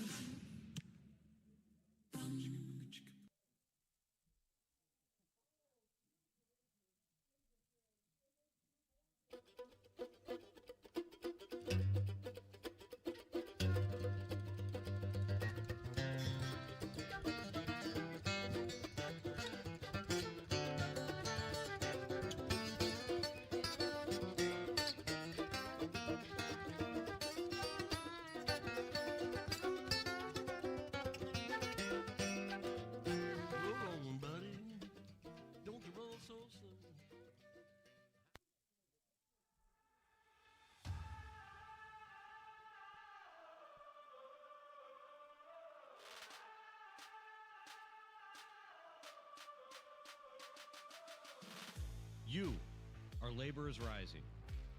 And now you understand where we came from, what solidarity means, and what we have ahead of us. No one's going to defend us but us.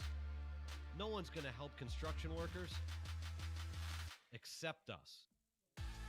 And I can't wait to see you out there.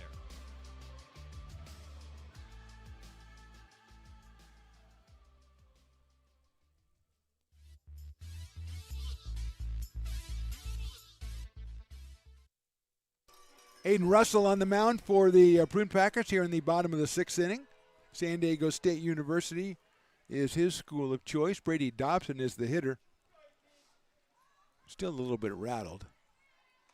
Storjohan, 2 innings, 3 hits, 1 run, walked 1, actually hit 1 and struck out 2. The dizzy bat race in the 6th inning was legendary again. Page is outdoing herself. I hope you were able to see it. That's popped up by Dobson out of play. Brady has grounded out to short and walked.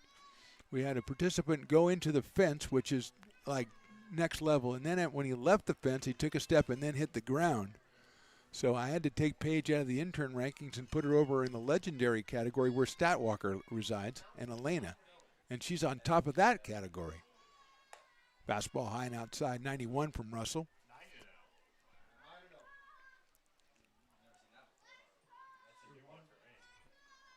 Two balls, 1 strike on Dobson. He's followed by Kyle Pedersen and then Carson Moore here in the 6th inning. Grounded foul off speed pitch. So it's 2 balls and 2 strikes on Brady out of Stockton, California, down in the 209. And Cal State Fullerton.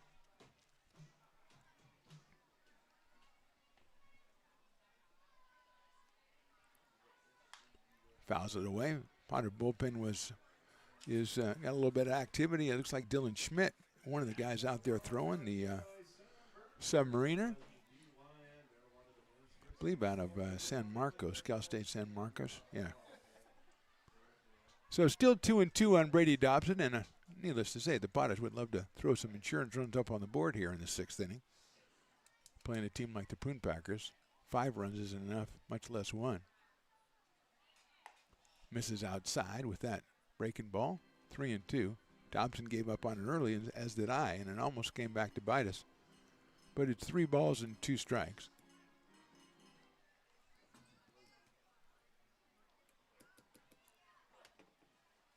Popped out of play by Dobson. Potter hitters are doing a great job of fouling pitches off tonight to keep the counts going, but ultimately it hasn't amounted to much. Dobson did work a walk back in the 2nd inning using the same modus operandi, or MO as we call it. Russell from the windup. Line drive left center field, base hit. Moving over is Golden. He'll cut it off, but Dobson with a solid base hit to center field. The Potters' 8th hit of the night, and he'll bring up Kyle Pedersen. Now, we had Kyle up there showing he was going to sacrifice earlier in the night, did not make it happen. Let's see if the Potters try it again or they just give Kyle the swing away. He is struck out, but he also singled his last time up. And he has a walk-up song, but he got a hit, so I can't say anything. And, oh, Luke Statwalker. Russell to the plate. Patterson says, I'm going to try for the high fastball at 90 miles an hour, a little bit behind it. And it is 0-1.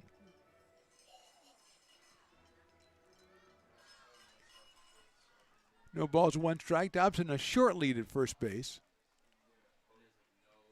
Kyle takes high and inside. 1-1. He's followed by Carson Moore, and then, well, it'll be Aiden Diome now in the DH, who came on when Jackson Norton was hit by a pitch. And Diome came on to run for him back in inning number 4. 1-1. That's a nice location right there.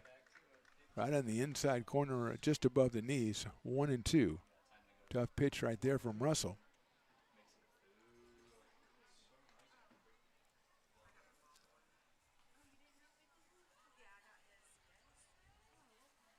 Patterson swings and misses. 92 miles an hour, got the strikeout. 1 on, 1 out for the Potters here in the 6th inning, and here's Carson Moore, who's hit into a fielder's choice and singled. Singled it right back up the middle against Dorjohan back in the 4th inning. So 1 for 2 for Carson. Left-hand hitting shortstop steps in here with Diome in the on-deck circle. A line drive into right. That'll be down for a base hit. Coming on, the right fielder, Kelly, scoops it up and gets it in quickly. So only one base move for Dobson, but it's another hit for the Potters. Number 9 for them. Moore has 2 hits. It's first and second, and here's Aiden Diome. Who said he came on to run for Jackson Norton when he was hitting the helmet, and hopefully Jackson is okay, and that's the most important thing. But Diome, a youngster out of Roseville, California, headed to the University of Arizona. He was up here with 2 on and 1 out in the 6th. He has 3 home runs on the season. Breaking ball, beautiful pitch. It tied him up on the inside corner, 0-1.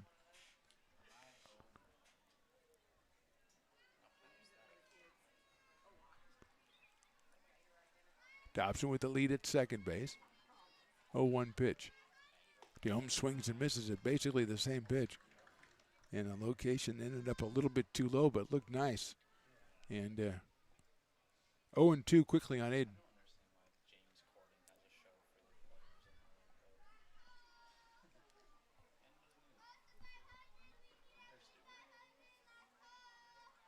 Takes it outside. Little high, little outside, 1-2. That was 92 from Russell, who's shown a pretty good repertoire out there in just a couple of batters. But the Potters do have 2 on with 1 out.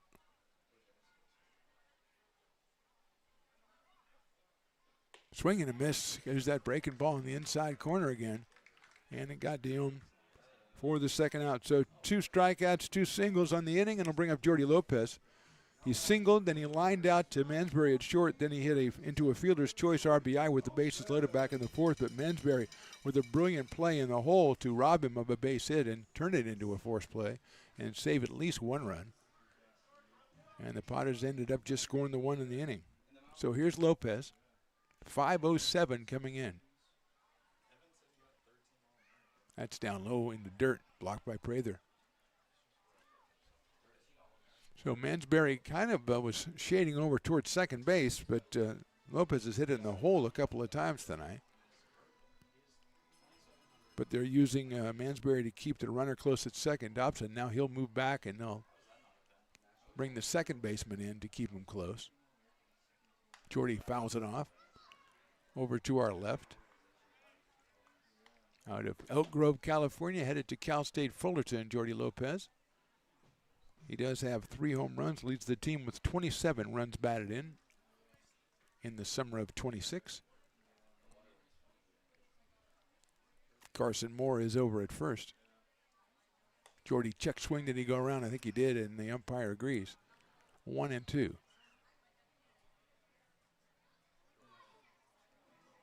So Russell ahead of Lopez. 1 ball, 2 strikes here in the 6th.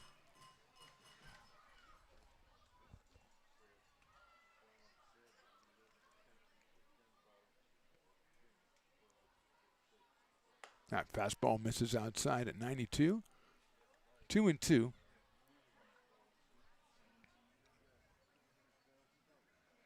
Quincy Malbrough would be next if Jordy can keep it going for the Potters here in the 6th.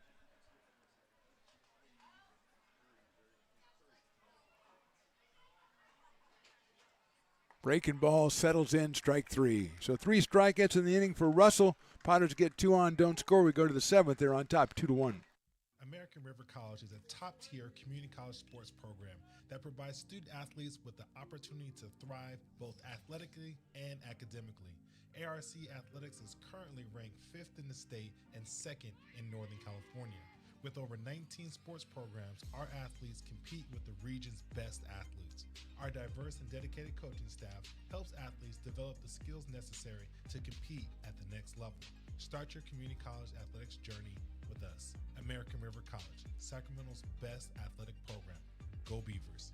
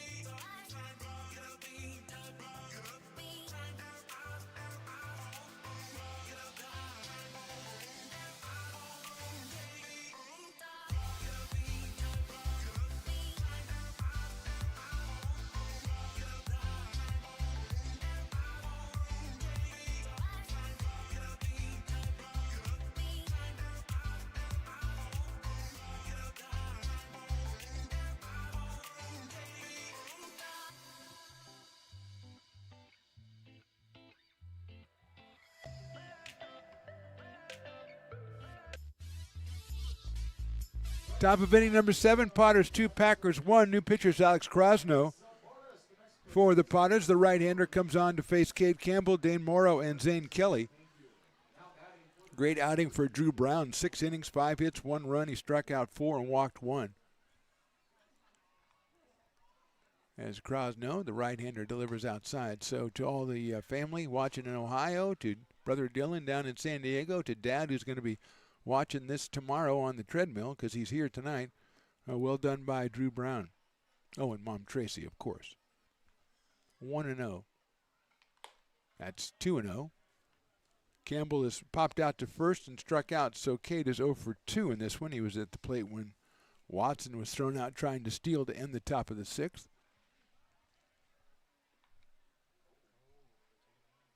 That is inside, 3-0. So Krasno comes in, goes 3-0 on the first hitter here. Cade Campbell with Morrow waiting on deck.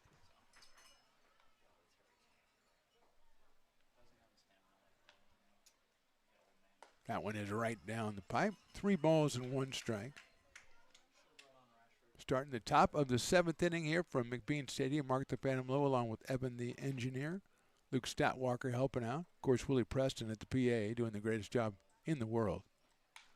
High fly ball, short center field. Lopez coming on. The right fielder comes on and makes the play. That's a great play by Brady Dobson. You saw how deep Jordy Lopez was.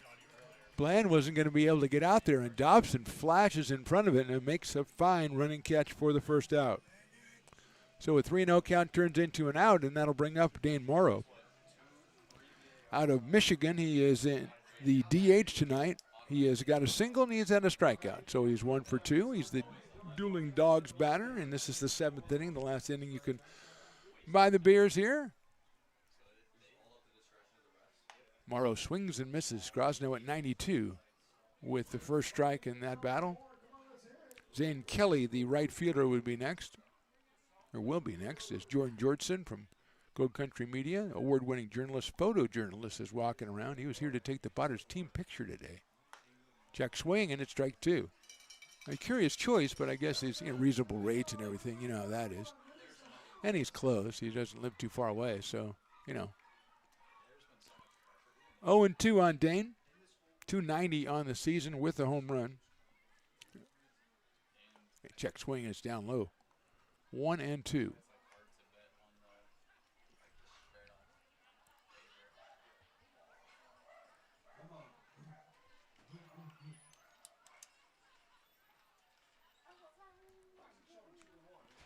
1 ball and 2 strikes.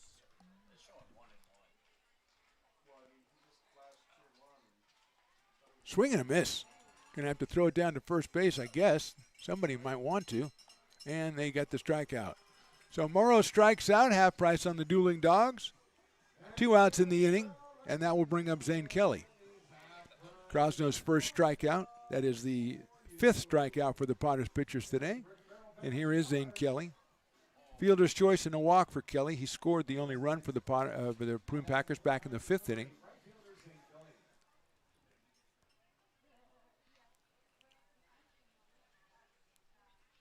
Check swing and tying outside, 1-0.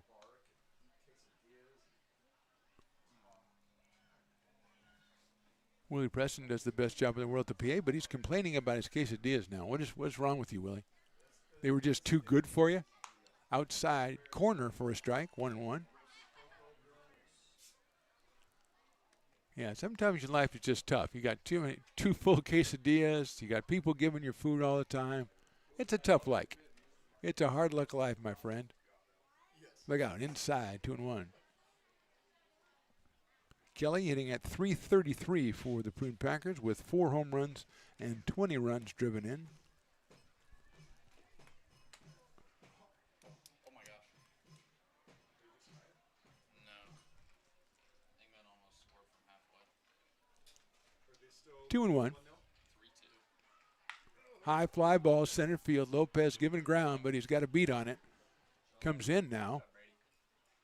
Eventually makes the catch when that thing comes down. So good inning for Krosno. We'll go to the bottom of the 7th. Potter fans are stretching because they're leading 2-1.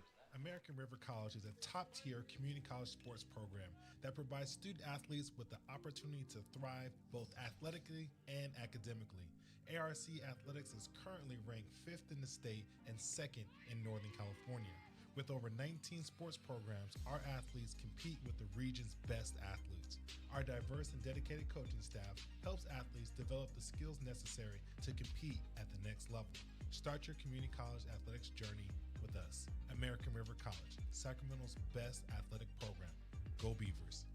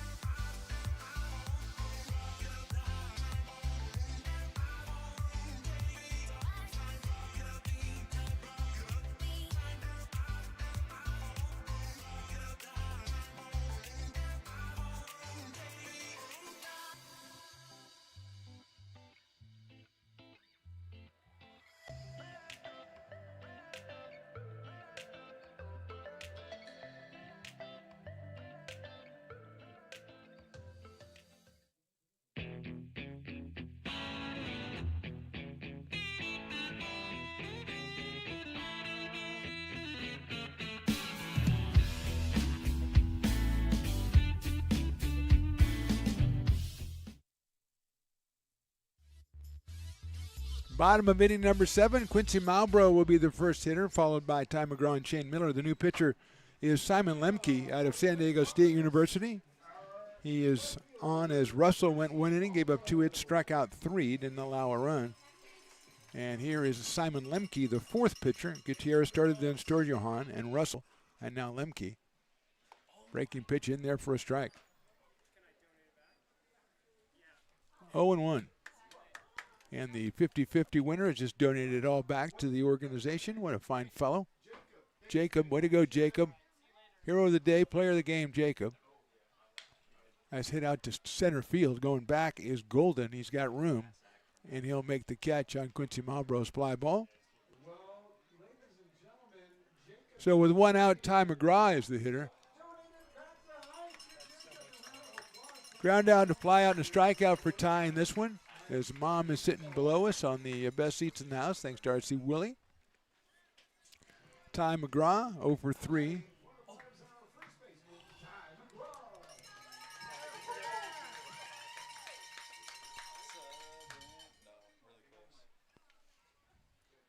Lemke's first pitch, I don't know how it missed him, but Ty's nimble, and it is ball one. Crowd is exhorting Ty. They know the heroics he has performed in the past, and they would love to see that again. He had a home run last night, though it was legendary. 418 feet. It's a ground ball to the left to second baseman. Off the glove into right field. That'll be a base hit for McGraw. Campbell had only one play, and that was the dive and swipe, and he got the dive and the swipe, but it went off the glove, and McGraw has his first hit of the night. That is hit number, let's make that number 10 for the Potters. It'll bring up Shane Miller. Shane has struck out, singled, and grounded out, so Mr. Miller is 1 for 3. Lemke comes from the sidearm side right-hander, so the advantageous to be the left-handed hitter as McGraw and Miller are. Swing and a miss. Good fastball right there at 91. Shane a little bit behind it, and Perrin Bland waits on deck 0-1. Out of Gilbert, Arizona, Shane Miller, University of New Mexico. Potter's bullpen is busy. That's popped up left side. A long run for Watson to go to the corner. He reaches out. Did he make the play? I guess he did. What a catch by Rex Watson in left field. There's a foul territory, but man, what a play. Incredible. Follows it all the way over, makes the diving catch. It's behind 2 poles for me, so it's kind of tough to tell. But what a play in left field by Watson for the second out. And with McGraw still on first, Perrin Bland, who has a couple of base hits tonight, will be the hitter. Infield single in the second and a base hit in the fifth, sandwiched around a fielder's choice. Hits that one high up in the air towards center field, but not deep. Golden comes on, makes the catch, and it's a good inning for Lemke. We'll go to the 8th inning. Potters 2, Packers 1. American River College is a top-tier community college sports program that provides student athletes with the opportunity to thrive both athletically and academically. ARC Athletics is currently ranked 5th in the state and 2nd in Northern California. With over 19 sports programs, our athletes compete with the region's best athletes. Our diverse and dedicated coaching staff helps athletes develop the skills necessary to compete at the next level. Start your community college athletics journey with us. American River College, Sacramento's best athletic program. Go Beavers.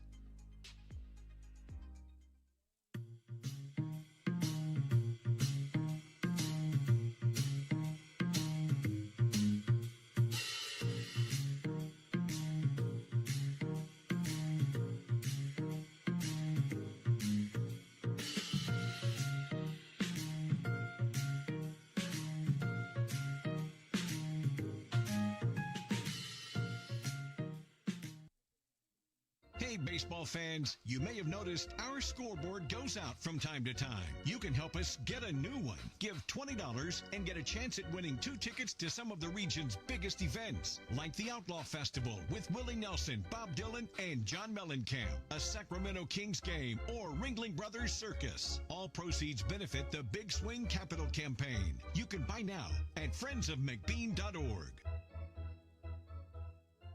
Hey everyone, this is Alex with the Downtown Lincoln Association. We're super excited to kick off Lincoln Loves Local, a new campaign designed to spotlight amazing businesses that make Lincoln so unique. We partnered with Dalila from UN Social Agency to create short, high-quality videos that help boost your visibility and reach right here in the Lincoln community. Each video will be shared on DLA's social media and newsletter, making it easy for locals to discover and support your business. So let's celebrate what makes Lincoln special together. Lincoln provides all the charm of a small town, yet still provides access to excellent local medical care. At Lincoln Urgent Care, you can find expert services and a compassionate staff available 7 days a week. A friendly front desk staff will welcome you when you come into our brand new facility. Your wait time will be minimal at our walk-in clinic, unlike the emergency room. From broken bones and lacerations to allergies, flu shots. Top of inning number 8, 2-1 Potters. It's Tyler Vargas out on the mound now for the Potters out of Wagner University. He will take on Matthew Austinfort and then Matthew Mansberry before Cannon Golden. So it's 8, 9, and 1. Austinfort is a single and a ground out so far in this one. And swings and fouls it off. So Vargas, the third pitcher. Krosno went 1 inning, gave up no hits and struck out 1. After Brown went 6 innings, 5 hits, 1 run, struck out 4 and walked 1. So Tyler Vargas out here in the 8th inning for your Potters. And that is in there for a strike. 0-2 quickly on Austinfort.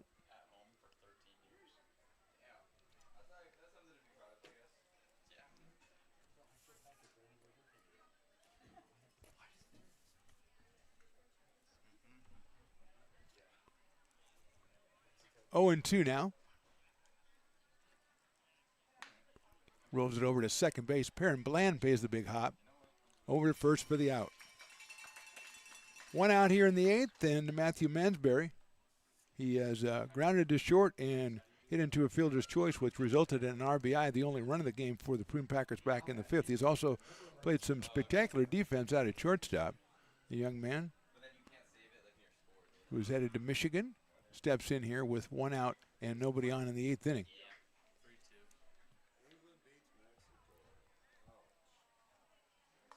Catches the outside corner, beautiful pitch.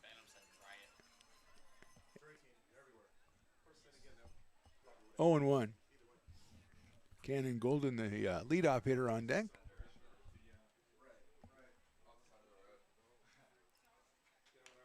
Fouled off, and that one I think got Kyle Pedersen. So umpire will take a minute, walk a new baseball out to Tyler Vargas while Kyle kind of recuperates. Don't play a song for him, Willie, to help him get better. That is not called for. And we're just going to, Mansberry, very respectful as Eli Garcia comes out to ask the umpire something. The Potter skipper heads back to the dugout, and it's an 0-2 count on Matthew Mansberry.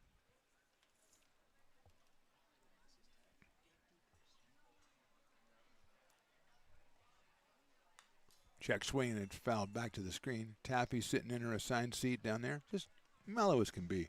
Totally mellow. Enjoying the game. Do you think she understands it? I'm sure she does. Better than most. Still 0-2 here on Mansberry. Follows that one all the way. It's outside a slider, 1-2. 5 hits on the night for the Prune Packers. Potters have twice that many hits, but they've only twice as many runs, too. Big chopper, that's going to be a very difficult play, and I don't think anyone's going to make it. Mansberry's got himself an infield single.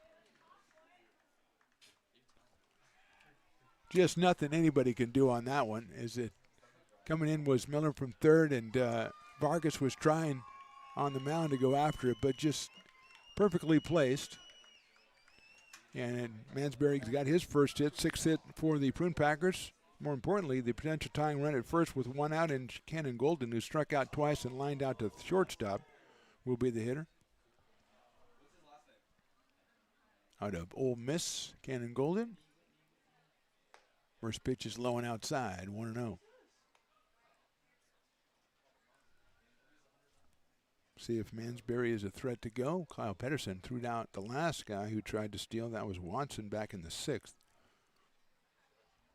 But they might want to try to get him into scoring position here with a 1-run deficit in the 8th inning. Vargas to the plate, gets the call strike. 87 from Tyler. Tyler out of Rancho Cordova, California. And he has been very good for the Potters this summer. Working mostly in the 8th and 9th innings, seemed like. Swing and a miss. 1 ball and 2 strikes on Kenan Golden.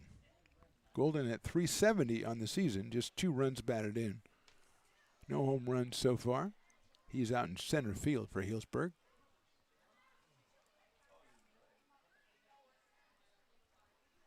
One, two, and we're going to go over to first base. Kind of semi-medium close over there, but back in is Mansberry.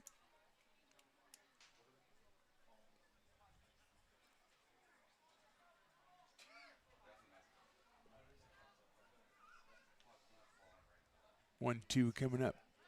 No, it's not coming up. We're going to go to first base first. Check on the situation over there. It is fine.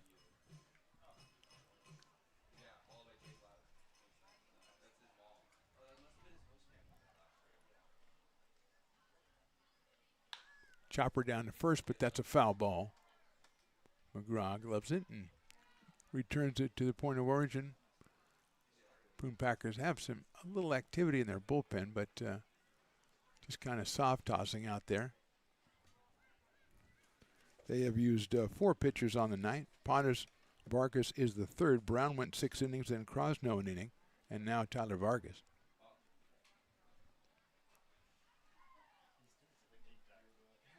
That goes all the way back to the backstop right there. A fastball that eluded Pedersen. The wild pitch will allow the runner to go to second, so now he is in scoring position with 1 out. And a 2-ball, 2-strike count on Kenan Golden.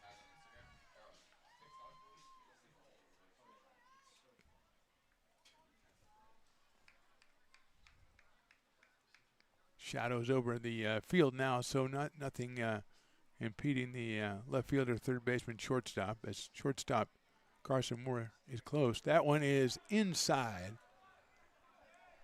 and a little bit low, so it's 3-2. So Vargas does not want to lose Golden here with Rex Watson coming up next. Watson is 2 for 3 on the night.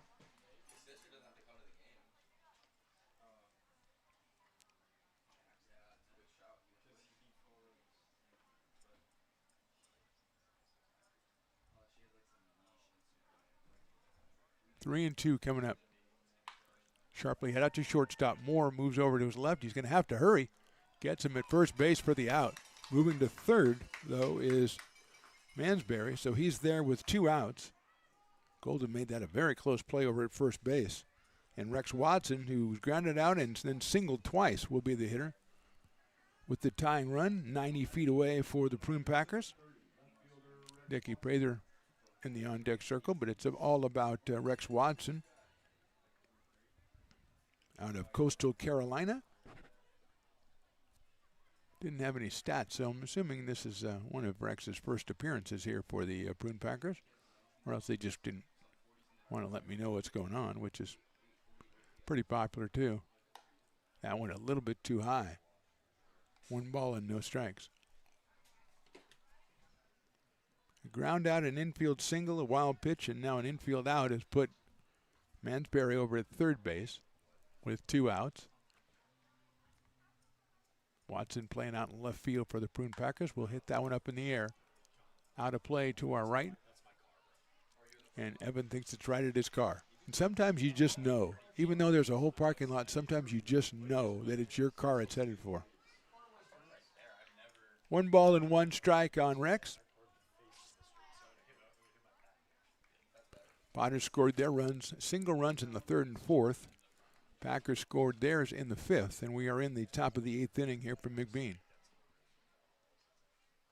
Ground ball foul, so it's a 1 ball, 2 strike count now on Watson.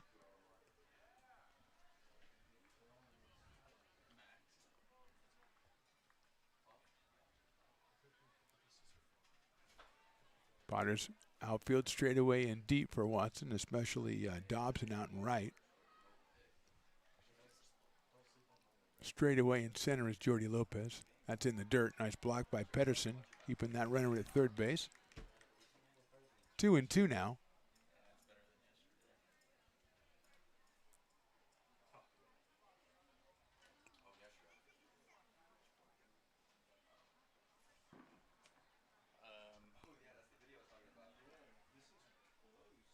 leftover fireworks. It seemed like went off outside of past right field. 2-2 pitch.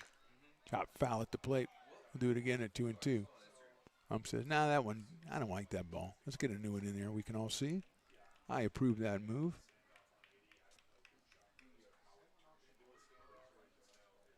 So it stays at 2-2 on Watson.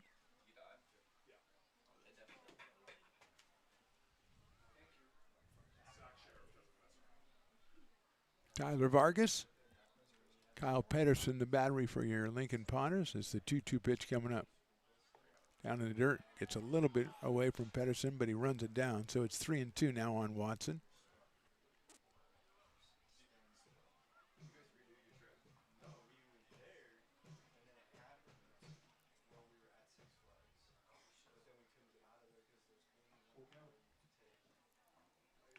Watson slightly open stance from the left side.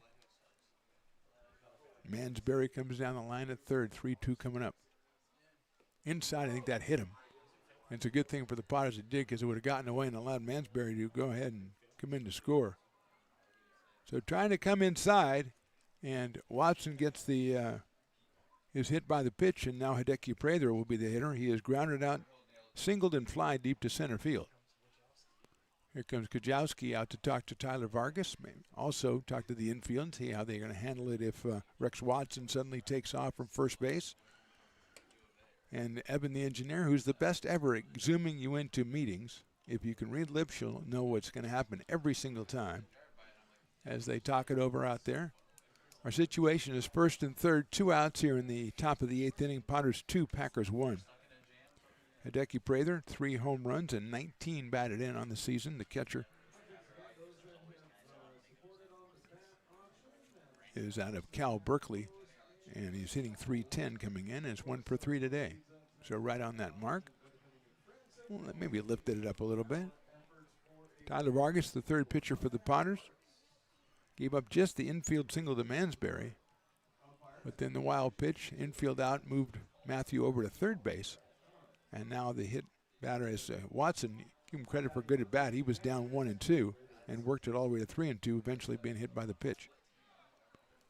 So we'll see what happens if Rex takes off. He is getting a good lead at first base. The pitch is outside, and he did not go. Vargas at 88 with the fastball to Prather. J.C. Osario Agard, the cleanup man in the on-deck circle. 1-0 coming up to Prather. Chopper down the third base line. That is a fair ball, but it's off the foot, I think, of Decky. Well, the umpire is saying it's I don't know. The umpire is saying it hit somebody. And Eli Garcia is going to come out. I'll tell you, if the batter was running, he would have beat that out easily, I think. So I'm inclined to believe it hit somebody. Or maybe it's just the umpire called it foul right away, so he didn't feel the chance to run. Eli's trying to say maybe it hit the corner of the plate and bounced up. They have a bunch of umpires out here, so maybe we'll get a conversation about it. I'm just going by the fact that Prather didn't run. Because had he run, he would have easily beaten it out, in my estimation. So we're not going to get a consultation, it doesn't look like, which means we're at a 1-ball, 1-strike count.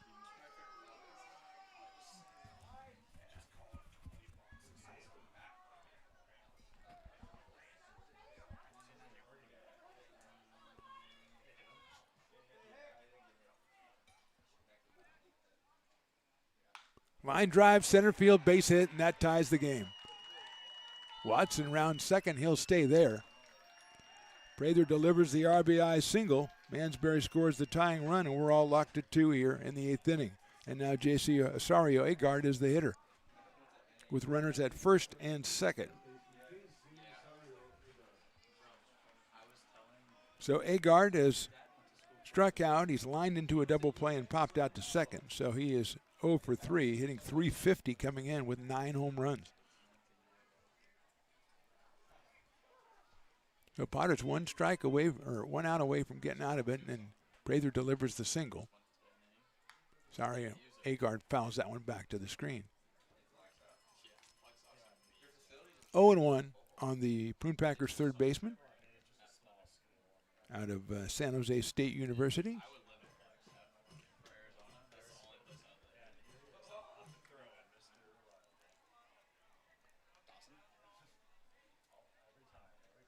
Watson at second base, Prather at first base.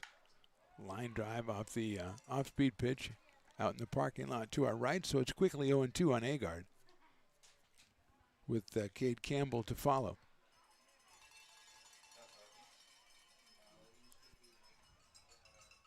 No activity in the Packers pen, so we assume Lemke will be coming back out. Right now, it's Agard swings and misses. He's tagged out for the third out, but not before the Packers score in the eighth. We go to the bottom of the eighth inning. We are all tied up at 2. Buy a personalized brick for you, your loved ones, or your business, and show everyone your commitment to Lincoln baseball. Framed and engraved by our own Lincoln High Ag program students, your brick will be featured on unique movable brick walls. Find your name in the stadium entrance for the 2024 and 2025 seasons. Then visit your brick in its permanent home inside the stadium. Bricks can be purchased here for $250. Get it now at friendsofmcbean.org. I'm Bill Spear, North Valley president of 5 Star Bank. In a time when business can feel so uncertain, we're here for you every step of the way. I know they have a lot of bells and whistles within their bank, but just the relationship piece here locally on the business side is huge for us. 5 Star treats us like we're number one. They're right there with suggestions, with help. So I have to bank with people that have our mission in mind. We're 5 Star Bank. How can we help you? Hi, Bill Evans, president of the Placer County Association of Realtors. We're in the store, our conference facilities, an amazing team help us keep together an amazing organization. And we thank them all. This organization can't do what it does and can't run the way it runs without the help of so many members volunteering their time. The success of the Placer County Association of Realtors is largely dependent on our active volunteer members to help our organization and industry. The work of our committees greatly impacts our ability to champion efforts across the board and giving back to the Placer County community wherever we can. Like all service organizations, I wanted to serve. And getting involved with the affiliate committee was the perfect way to do that. I love being able to serve my community with my business friends and other leaders and give back to those who are in need. The thing I love about the PCAR committees is they all work toward the same goal of bringing the community together to support those in need in our surrounding area. I instantly came to the meeting and had a wonderful time, felt like I was a part of something bigger, and it was just the start of my leadership journey. Simon Lemke back out on the mound for the Healdsburg Prune Packers, who have knotted this game up at 2. The Potters will send up Brady Dobson, Kyle Pedersen, and Carson Moore, 6, 7, and 8 here in the bottom of the 8th inning.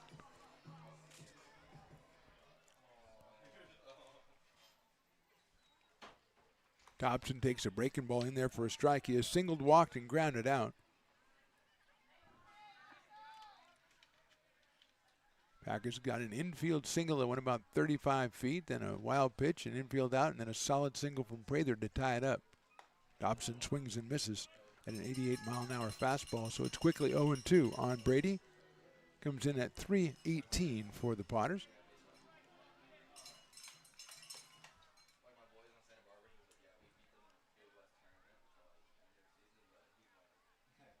And his call strike, no, it is not call strike 3. The pitcher was walking up the mound. I don't know where he was going. I don't know what I was saying, but I thought the umpire gave the old tensing like he was going to call it. And held up on it, so it's 1-2.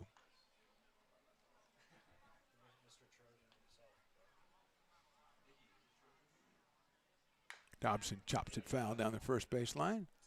Stays alive at 1-2. Potter's bullpen, I see people down there, but again, there's always people down there. You never know what's going on.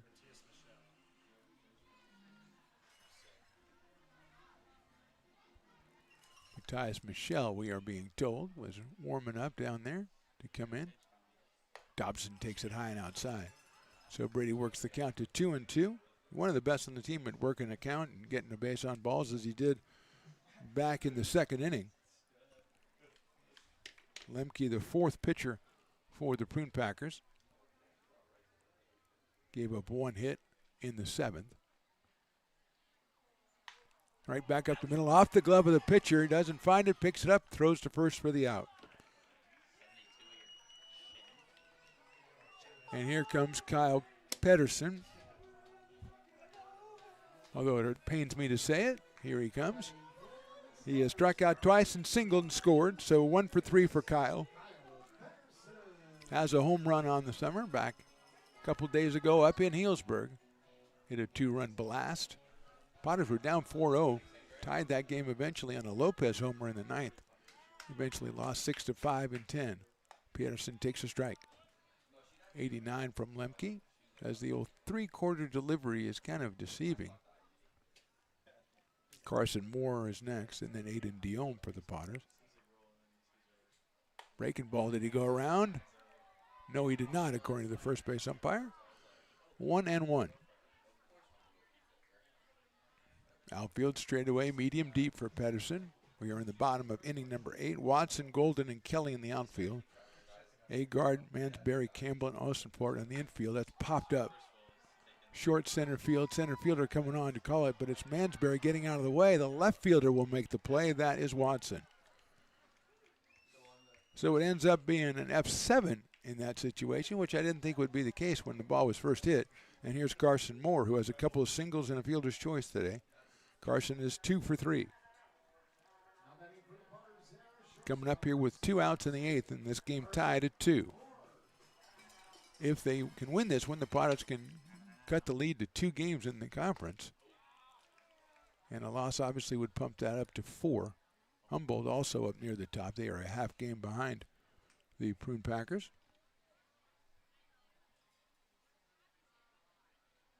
Carson swings and misses. 0-2.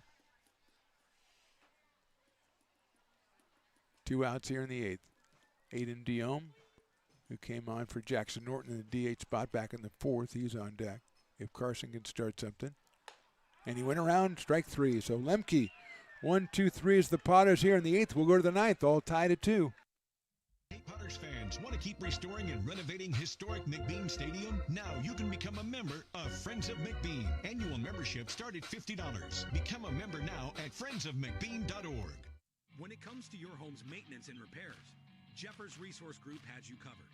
Our handyman services offer a comprehensive range of expertise, from minor carpentry to drywall, electrical and flooring for property managers, landlords, and renters alike. We ensure that every job is completed to the highest standards, so you can have peace of mind. Contact us today to discover how Jeffers Resource Group can help keep your home in top shape.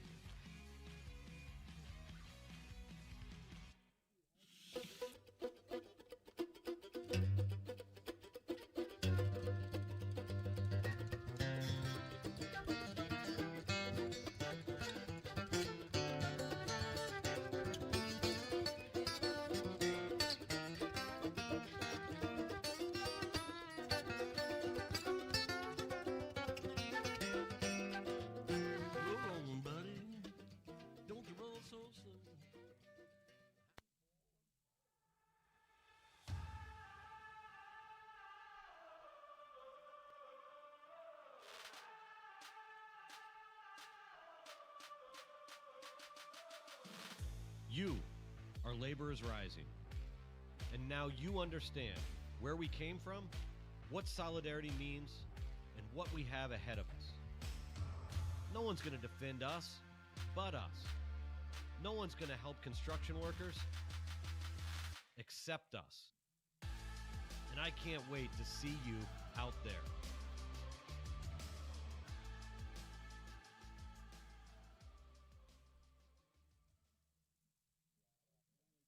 American River College is a top-tier community college sports program that provides student athletes with the opportunity to thrive both athletically and academically. ARC Athletics is currently ranked 5th in the state and 2nd in Northern California. With over 19 sports programs, our athletes compete with the region's best athletes. Our diverse and dedicated coaching staff helps athletes develop the skills necessary to compete at the next level. Start your community college athletics journey with us. American River College, Sacramento's best athletic program. Go Beavers.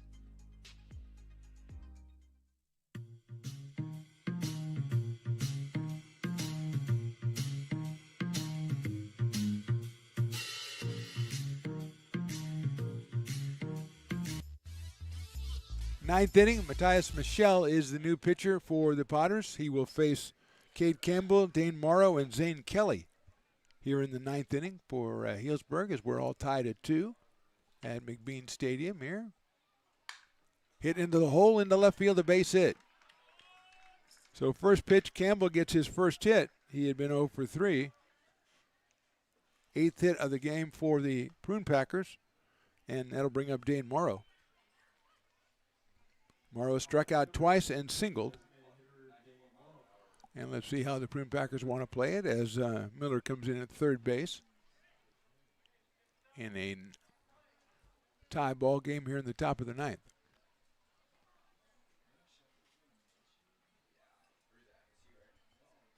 Morrow shows bunt, and the pitch is inside and gets away, and that's going to move the runner down to second base.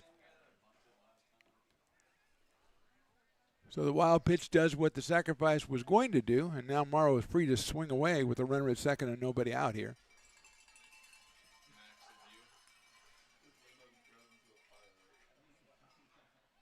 Michel is going to take a second think about things. 1 ball, no strike count on Morrow with Kelly to follow, then Austin for it. Campbell at second base. He's going to bunt anyway, bunts it back, and did he catch it? Did he catch it in the air? Yes, he did, and the throw to second is a double play. What a play by Michel, and the third base coach is saying, wait, he didn't catch it in the air. Let's see what the decision is. I think the home umpire signaled a catch. And so if he signaled a catch, then that's the play you're making. Michel immediately threw it back to second because he got the catch. I couldn't tell myself whether he caught it in the air or not. But I did see the umpire make the out call, so let's see. So this is liable to be a combustible situation here either way. Michel tried to get the ball in the air as Morrow dumped the bunt out, popped it up a little bit. Michel got there, turned right around and threw it to second. And they're going to call out. So that's a double play, and here comes Healdsburg, and they're not going to let that settle. And when 3 umpires are telling you not to come out, you know that, yeah, that might end up in an ejectable situation. Statwalker, get the red cards out. We might be administering one here. And it's obviously a huge play in the game. There's no doubt about that. And the home plate umpire called out. And if Michel's working off that, I don't know how they can get it overturned, to be honest with you. And we've got 2 runners off the bags for the Prune Packers and 2 outs here in the inning.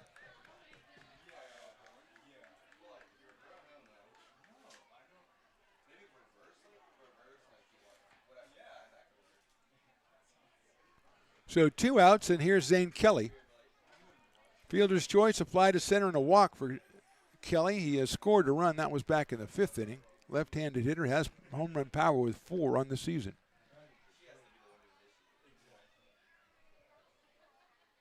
So Michel makes the play with his athleticism rather than the fastball, and he'll take a strike on the outside corner at 93. I know the coach is not going to be quiet. I mean, he wanted to yell at anybody, but all 3 umpires are telling him not to come out. So he's got a lot stored up for the ride home. Either way, however this game goes. Yeah, he has not. He's calling the league office right now. Is he what? Hey, Coach, how are you, brother? Hey, good seeing you. Hey, that'll get us another view. Nicely done, yeah. We don't have the replay capability here. You're going to have to go through the whole game, I think. And he has not. He's checking it out. Coach, if you can hear me, nice to see you. Doing a great job. Team's doing great. Now, what is going on here? Is there a rule against handheld devices being in the coaching box or something? I think there should be. Third base ump is the one who's bearing the brunt of this because he has to listen. Now I think he's telling the coach or the umpire that he's watched it and he says they can catch it. So the problem is I don't know what he expects him to go. My bad.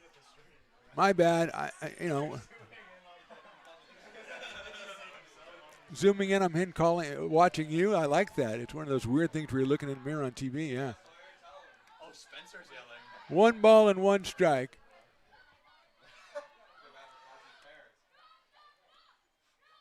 Swing and a miss, 1 and 2. So 1 ball and 2 strikes in what has turned into a very contentious 9th inning here. Well, you're going to get that in Prune Packers and Potters.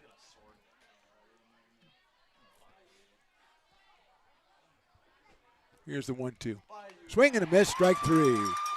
Potters have a chance to walk this one off. We go to the bottom of the 9th. Potters 2, Packers 2. We may be down a coach. You may have noticed our scoreboard goes out from time to time. You can help us get a new one. Give $20 and get a chance at winning 2 tickets to some of the region's biggest events, like the Outlaw Festival with Willie Nelson, Bob Dylan, and John Mellencamp, a Sacramento Kings game, or Ringling Brothers Circus. All proceeds benefit the Big Swing Capital Campaign. You can buy now at friendsofmcbean.org.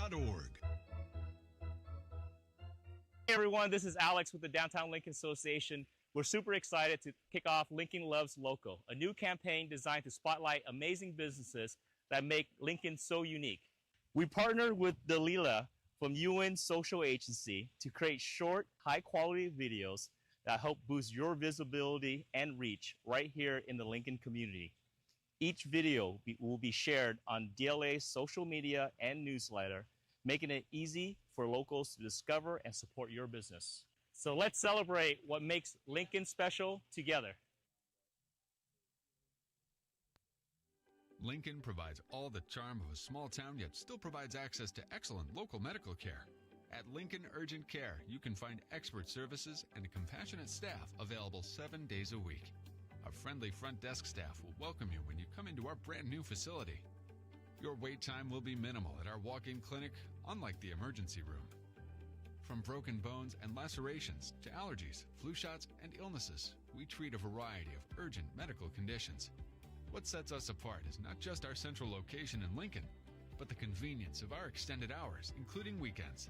We've become Lincoln's first choice for urgent care because we treat patients of all ages for a variety of conditions and take most insurances. We're proud to be an approved provider for veterans and welcome in our military patients.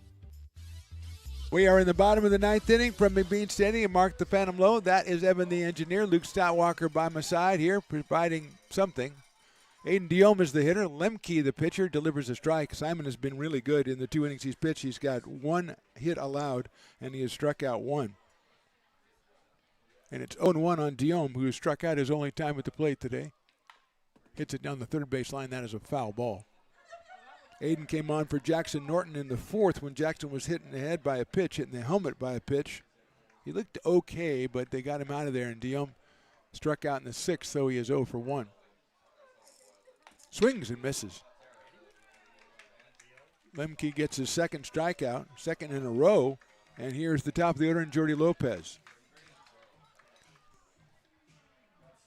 Lopez is singled, lined out into a fielder's choice, and struck out. So he is 1 for 4. He has an RBI.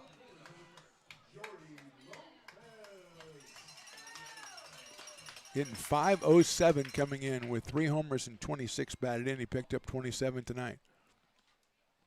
Breaking ball, a little too high. 1-0.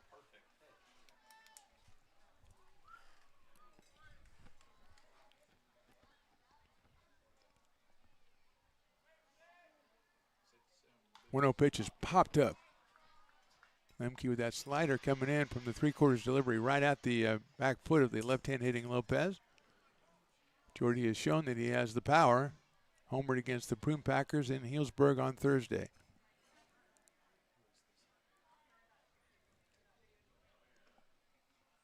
One ball and 1 strike. Fastball inside, 2-1. Quincy Malbro, then Ty McGraw, the next 2 hitters in the Potters order. 1 out here in the 9th. We are tied at 2.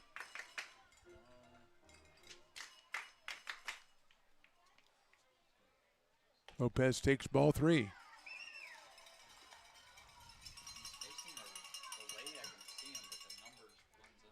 Three balls, 1 strike. 1 out.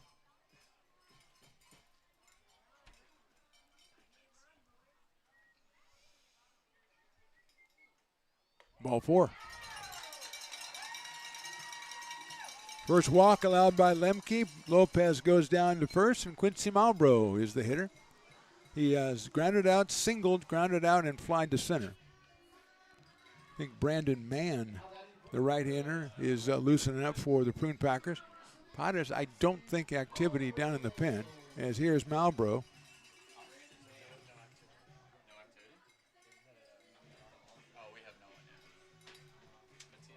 So Lopez at first, 1 out. Outside. Prather behind the plate has shown he is certainly capable of throwing out base runners, and he made a nice play right there to keep that one from going to the backstop. So it's 1-0 on Quincy Malbrough out of Loomis, California. He attends the prestigious Purdue University. 1 ball and no strikes. Ball 2. No, make that a strike. Catches the outside corner right at the top of the strike zone, so it's 1-1. Quincy, no home runs so far, has driven in 18 runs.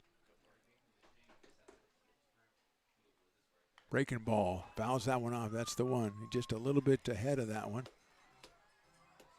And it goes 1-2 with Ty McGraw on deck.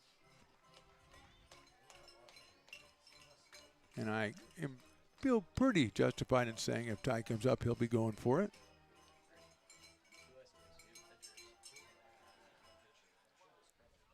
One and two now on Quincy. Lopez short lead at first. Quincy takes high and outside. 89 from Lemke. Simon from San Diego State University. A number of Prune Packers from San Diego State, a couple from San Jose, a couple from Michigan. 2-2 now. Quincy takes ball 3. 3 balls and 2 strikes.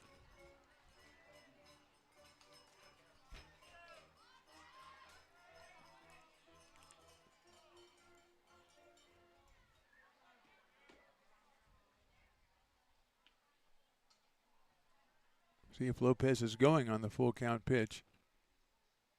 He is. Swing and a miss. The throw to second base is offline, and Lopez steals it. And they're going to call him out at second. They're going to call Malbrough interfering with the throw, and it's going to be called a double play. So batter's interference will cost the Potters a run right there, or an out right there. And we're going to extra innings. 10th inning coming up, tied at 2. American River College is a top-tier community college sports program that provides student athletes with the opportunity to thrive both athletically and academically.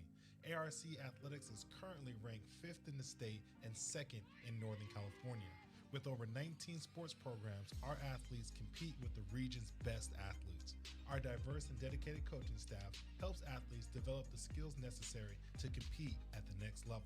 Start your community college athletics journey with us. American River College, Sacramento's best athletic program. Go Beavers.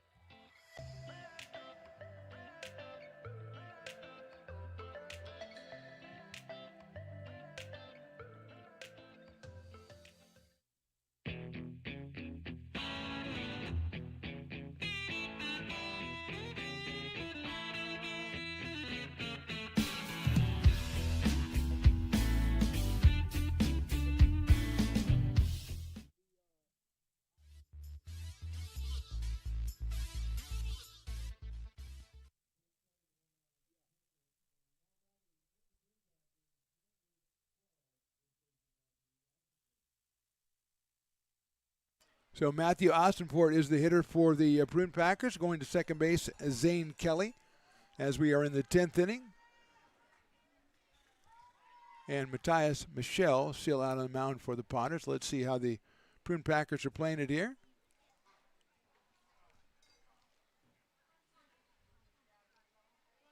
And the swing away is on. That is a ball too high, I guess. 1-0. Austinport, 288 as we started. He is 1 for 3 so far today. He has 5 home runs on the season and has driven in 18.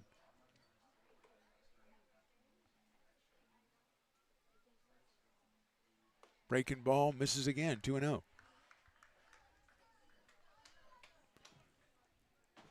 Mansberry to follow, and then Cannon Golden for Healdsburg here in the 10th. Michelle, the 4th pitcher for the Potters. Hit down to third. Miller going to look the runner back, gun to first base for the out. Nice play by Miller at third base. And with one out, it'll bring up Mansberry, the shortstop.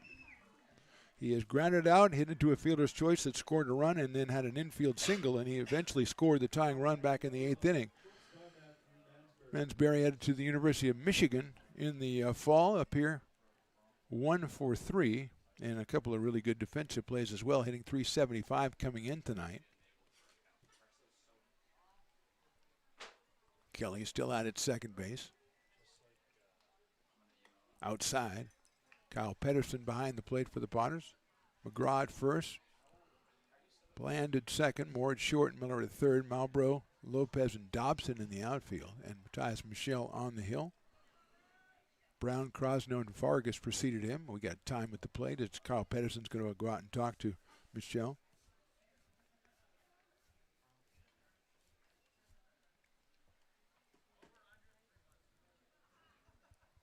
So it seems that the coach, the third base coach or coach of the Prune Packers, has finally settled down. He did have an extended conversation with the umpire between innings. So I don't think they're ever going to see each other's point of view.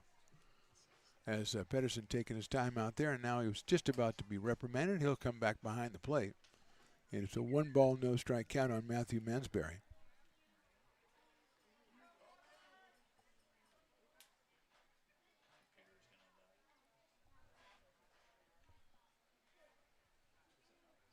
Here's the 1-0.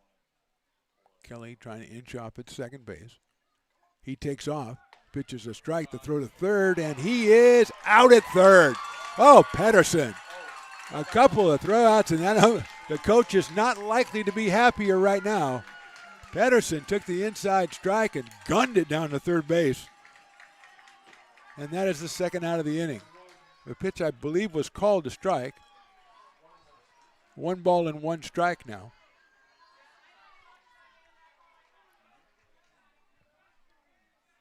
And, man, I'll tell you, Kelly had a great jump on that, too. So Pedersen made up a lot of ground with that throw.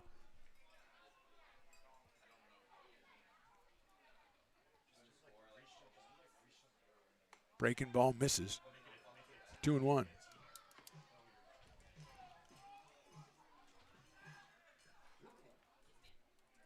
Mansberry followed by Cannon Golden.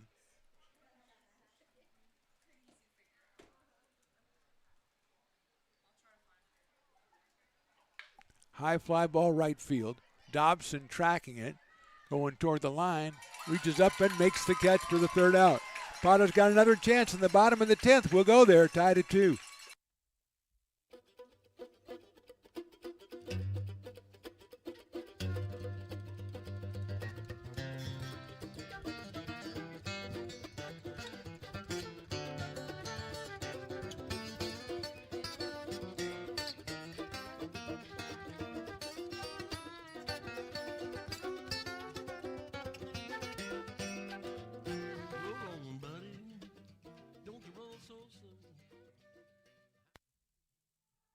American River College is a top-tier community college sports program that provides student athletes with the opportunity to thrive both athletically and academically.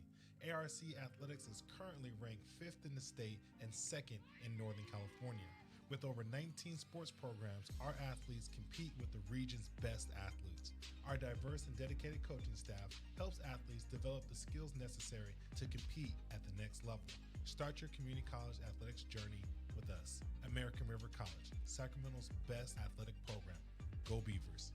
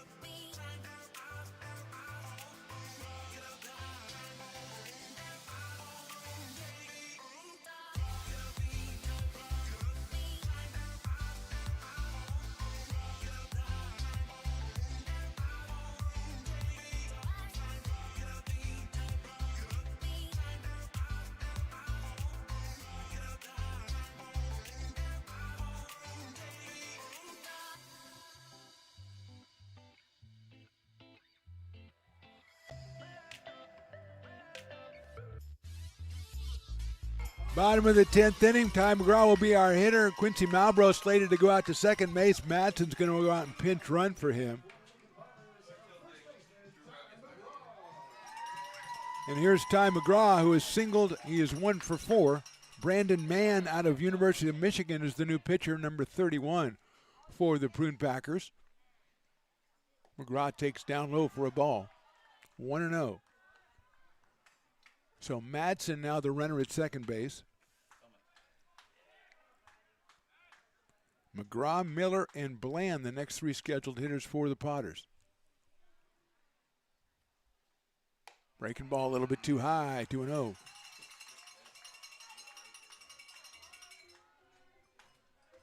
Just missed a little bit too high, so 2-0. So Ty into a count he likes. Let's see if he gets a pitch he likes. Outfield straightaway and deep for Ty. He got one, he hit it right to second base. Scooped up by Campbell over to first, so he does his job. He moves the runner over to third base. And with 1 out, that'll leave it up to Shane Miller. And that'll have to move the Prune Packers will move the infield in. As Madsen now at third base, and Shane Miller is the big hitter in this inning. McGraw does his job. He did sharply right at Campbell at second base. So Miller has grounded out, singled, struck out, and flied to left. And now we're going to get an intentional pass for Miller. He'll go down to first base, and they'll take on Perrin Bland.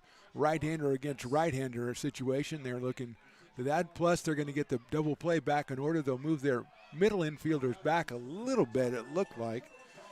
I thought Mansbury was moving back. He's kind of halfway, and so is Campbell at second. So here's Perrin Bland, who has got a couple of hits and flied out and hit into a fielder's choice. So a right-hander against right-hander matchup.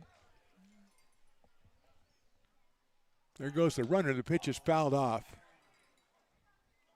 Bland upset with himself. I don't think it's because he swung. I think it's because he had a pitch he thought he could handle, and he didn't handle it, as Miller was going to take the force off by stealing second base.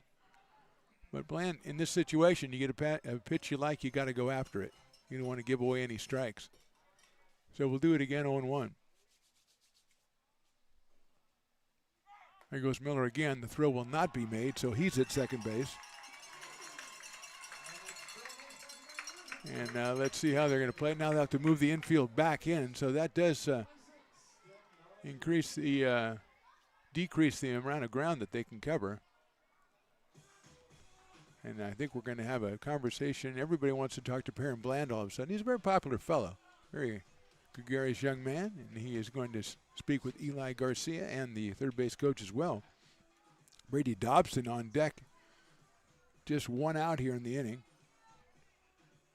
And the Prune Packers getting together and giving Brandon Mann the encouragement that he can get him out of this situation, as Bland is still talking.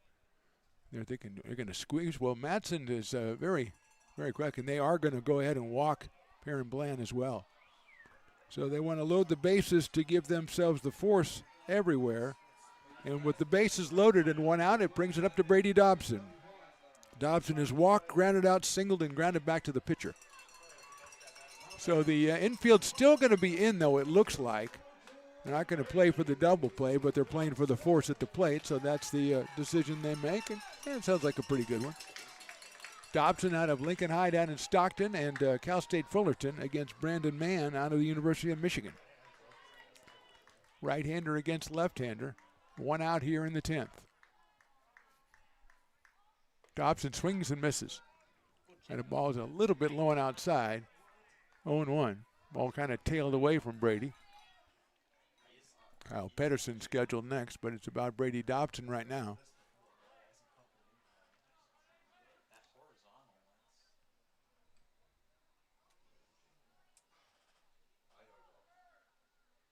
Dobson takes a ball. A little bit too high, 1 ball and 1 strike. Outfield medium deep. They want to be able to throw the runner out if it's a sacrifice fly situation. So they're going to creep in a little bit more than usual. Infield is in as well. A 1 ball, 1 strike count on Brady. Rips it foul over by the Potters dugout. Hopefully didn't hit any Potters. That ball was drilled, but it was foul. And now it's a 1 ball, 2 strike count on Brady Dobson. Man, gonna be, I'm gonna say 6'2" out there. He's a big guy. 1-2. High pop-up. Foul territory. Coming in the first baseman. They're not going to make the play. It got between the tarp and the fence. It's the rare foul ball that's in the stands here at McBean Stadium. The kids, they smelled that one out. They pounced on that one. So it stays 1-2.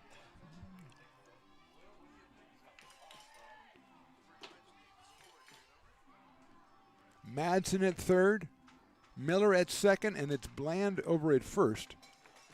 At 1 ball and 2 strikes on Brady Dobson.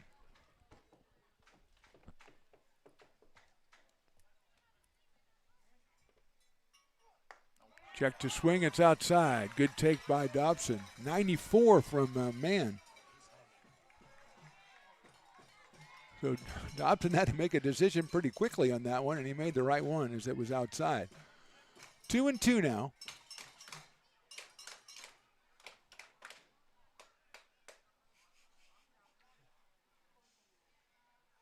Fouls it back to the screen. Got the smallest piece of that one. And it stays at 2-2.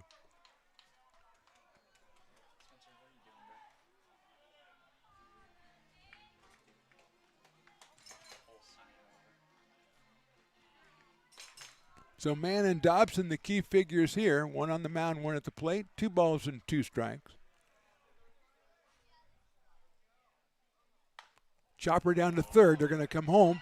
The throw will be wild, and the Potters win. The throw is wild, and the Potters win it 3-2. The throw from Agard was wide of the catcher, all the way back to the screen. The Potters score the win on the unearned run, the same way that the Prune Packers scored the win on Thursday. And the Potters grab a huge win here in 10 innings, 3-2.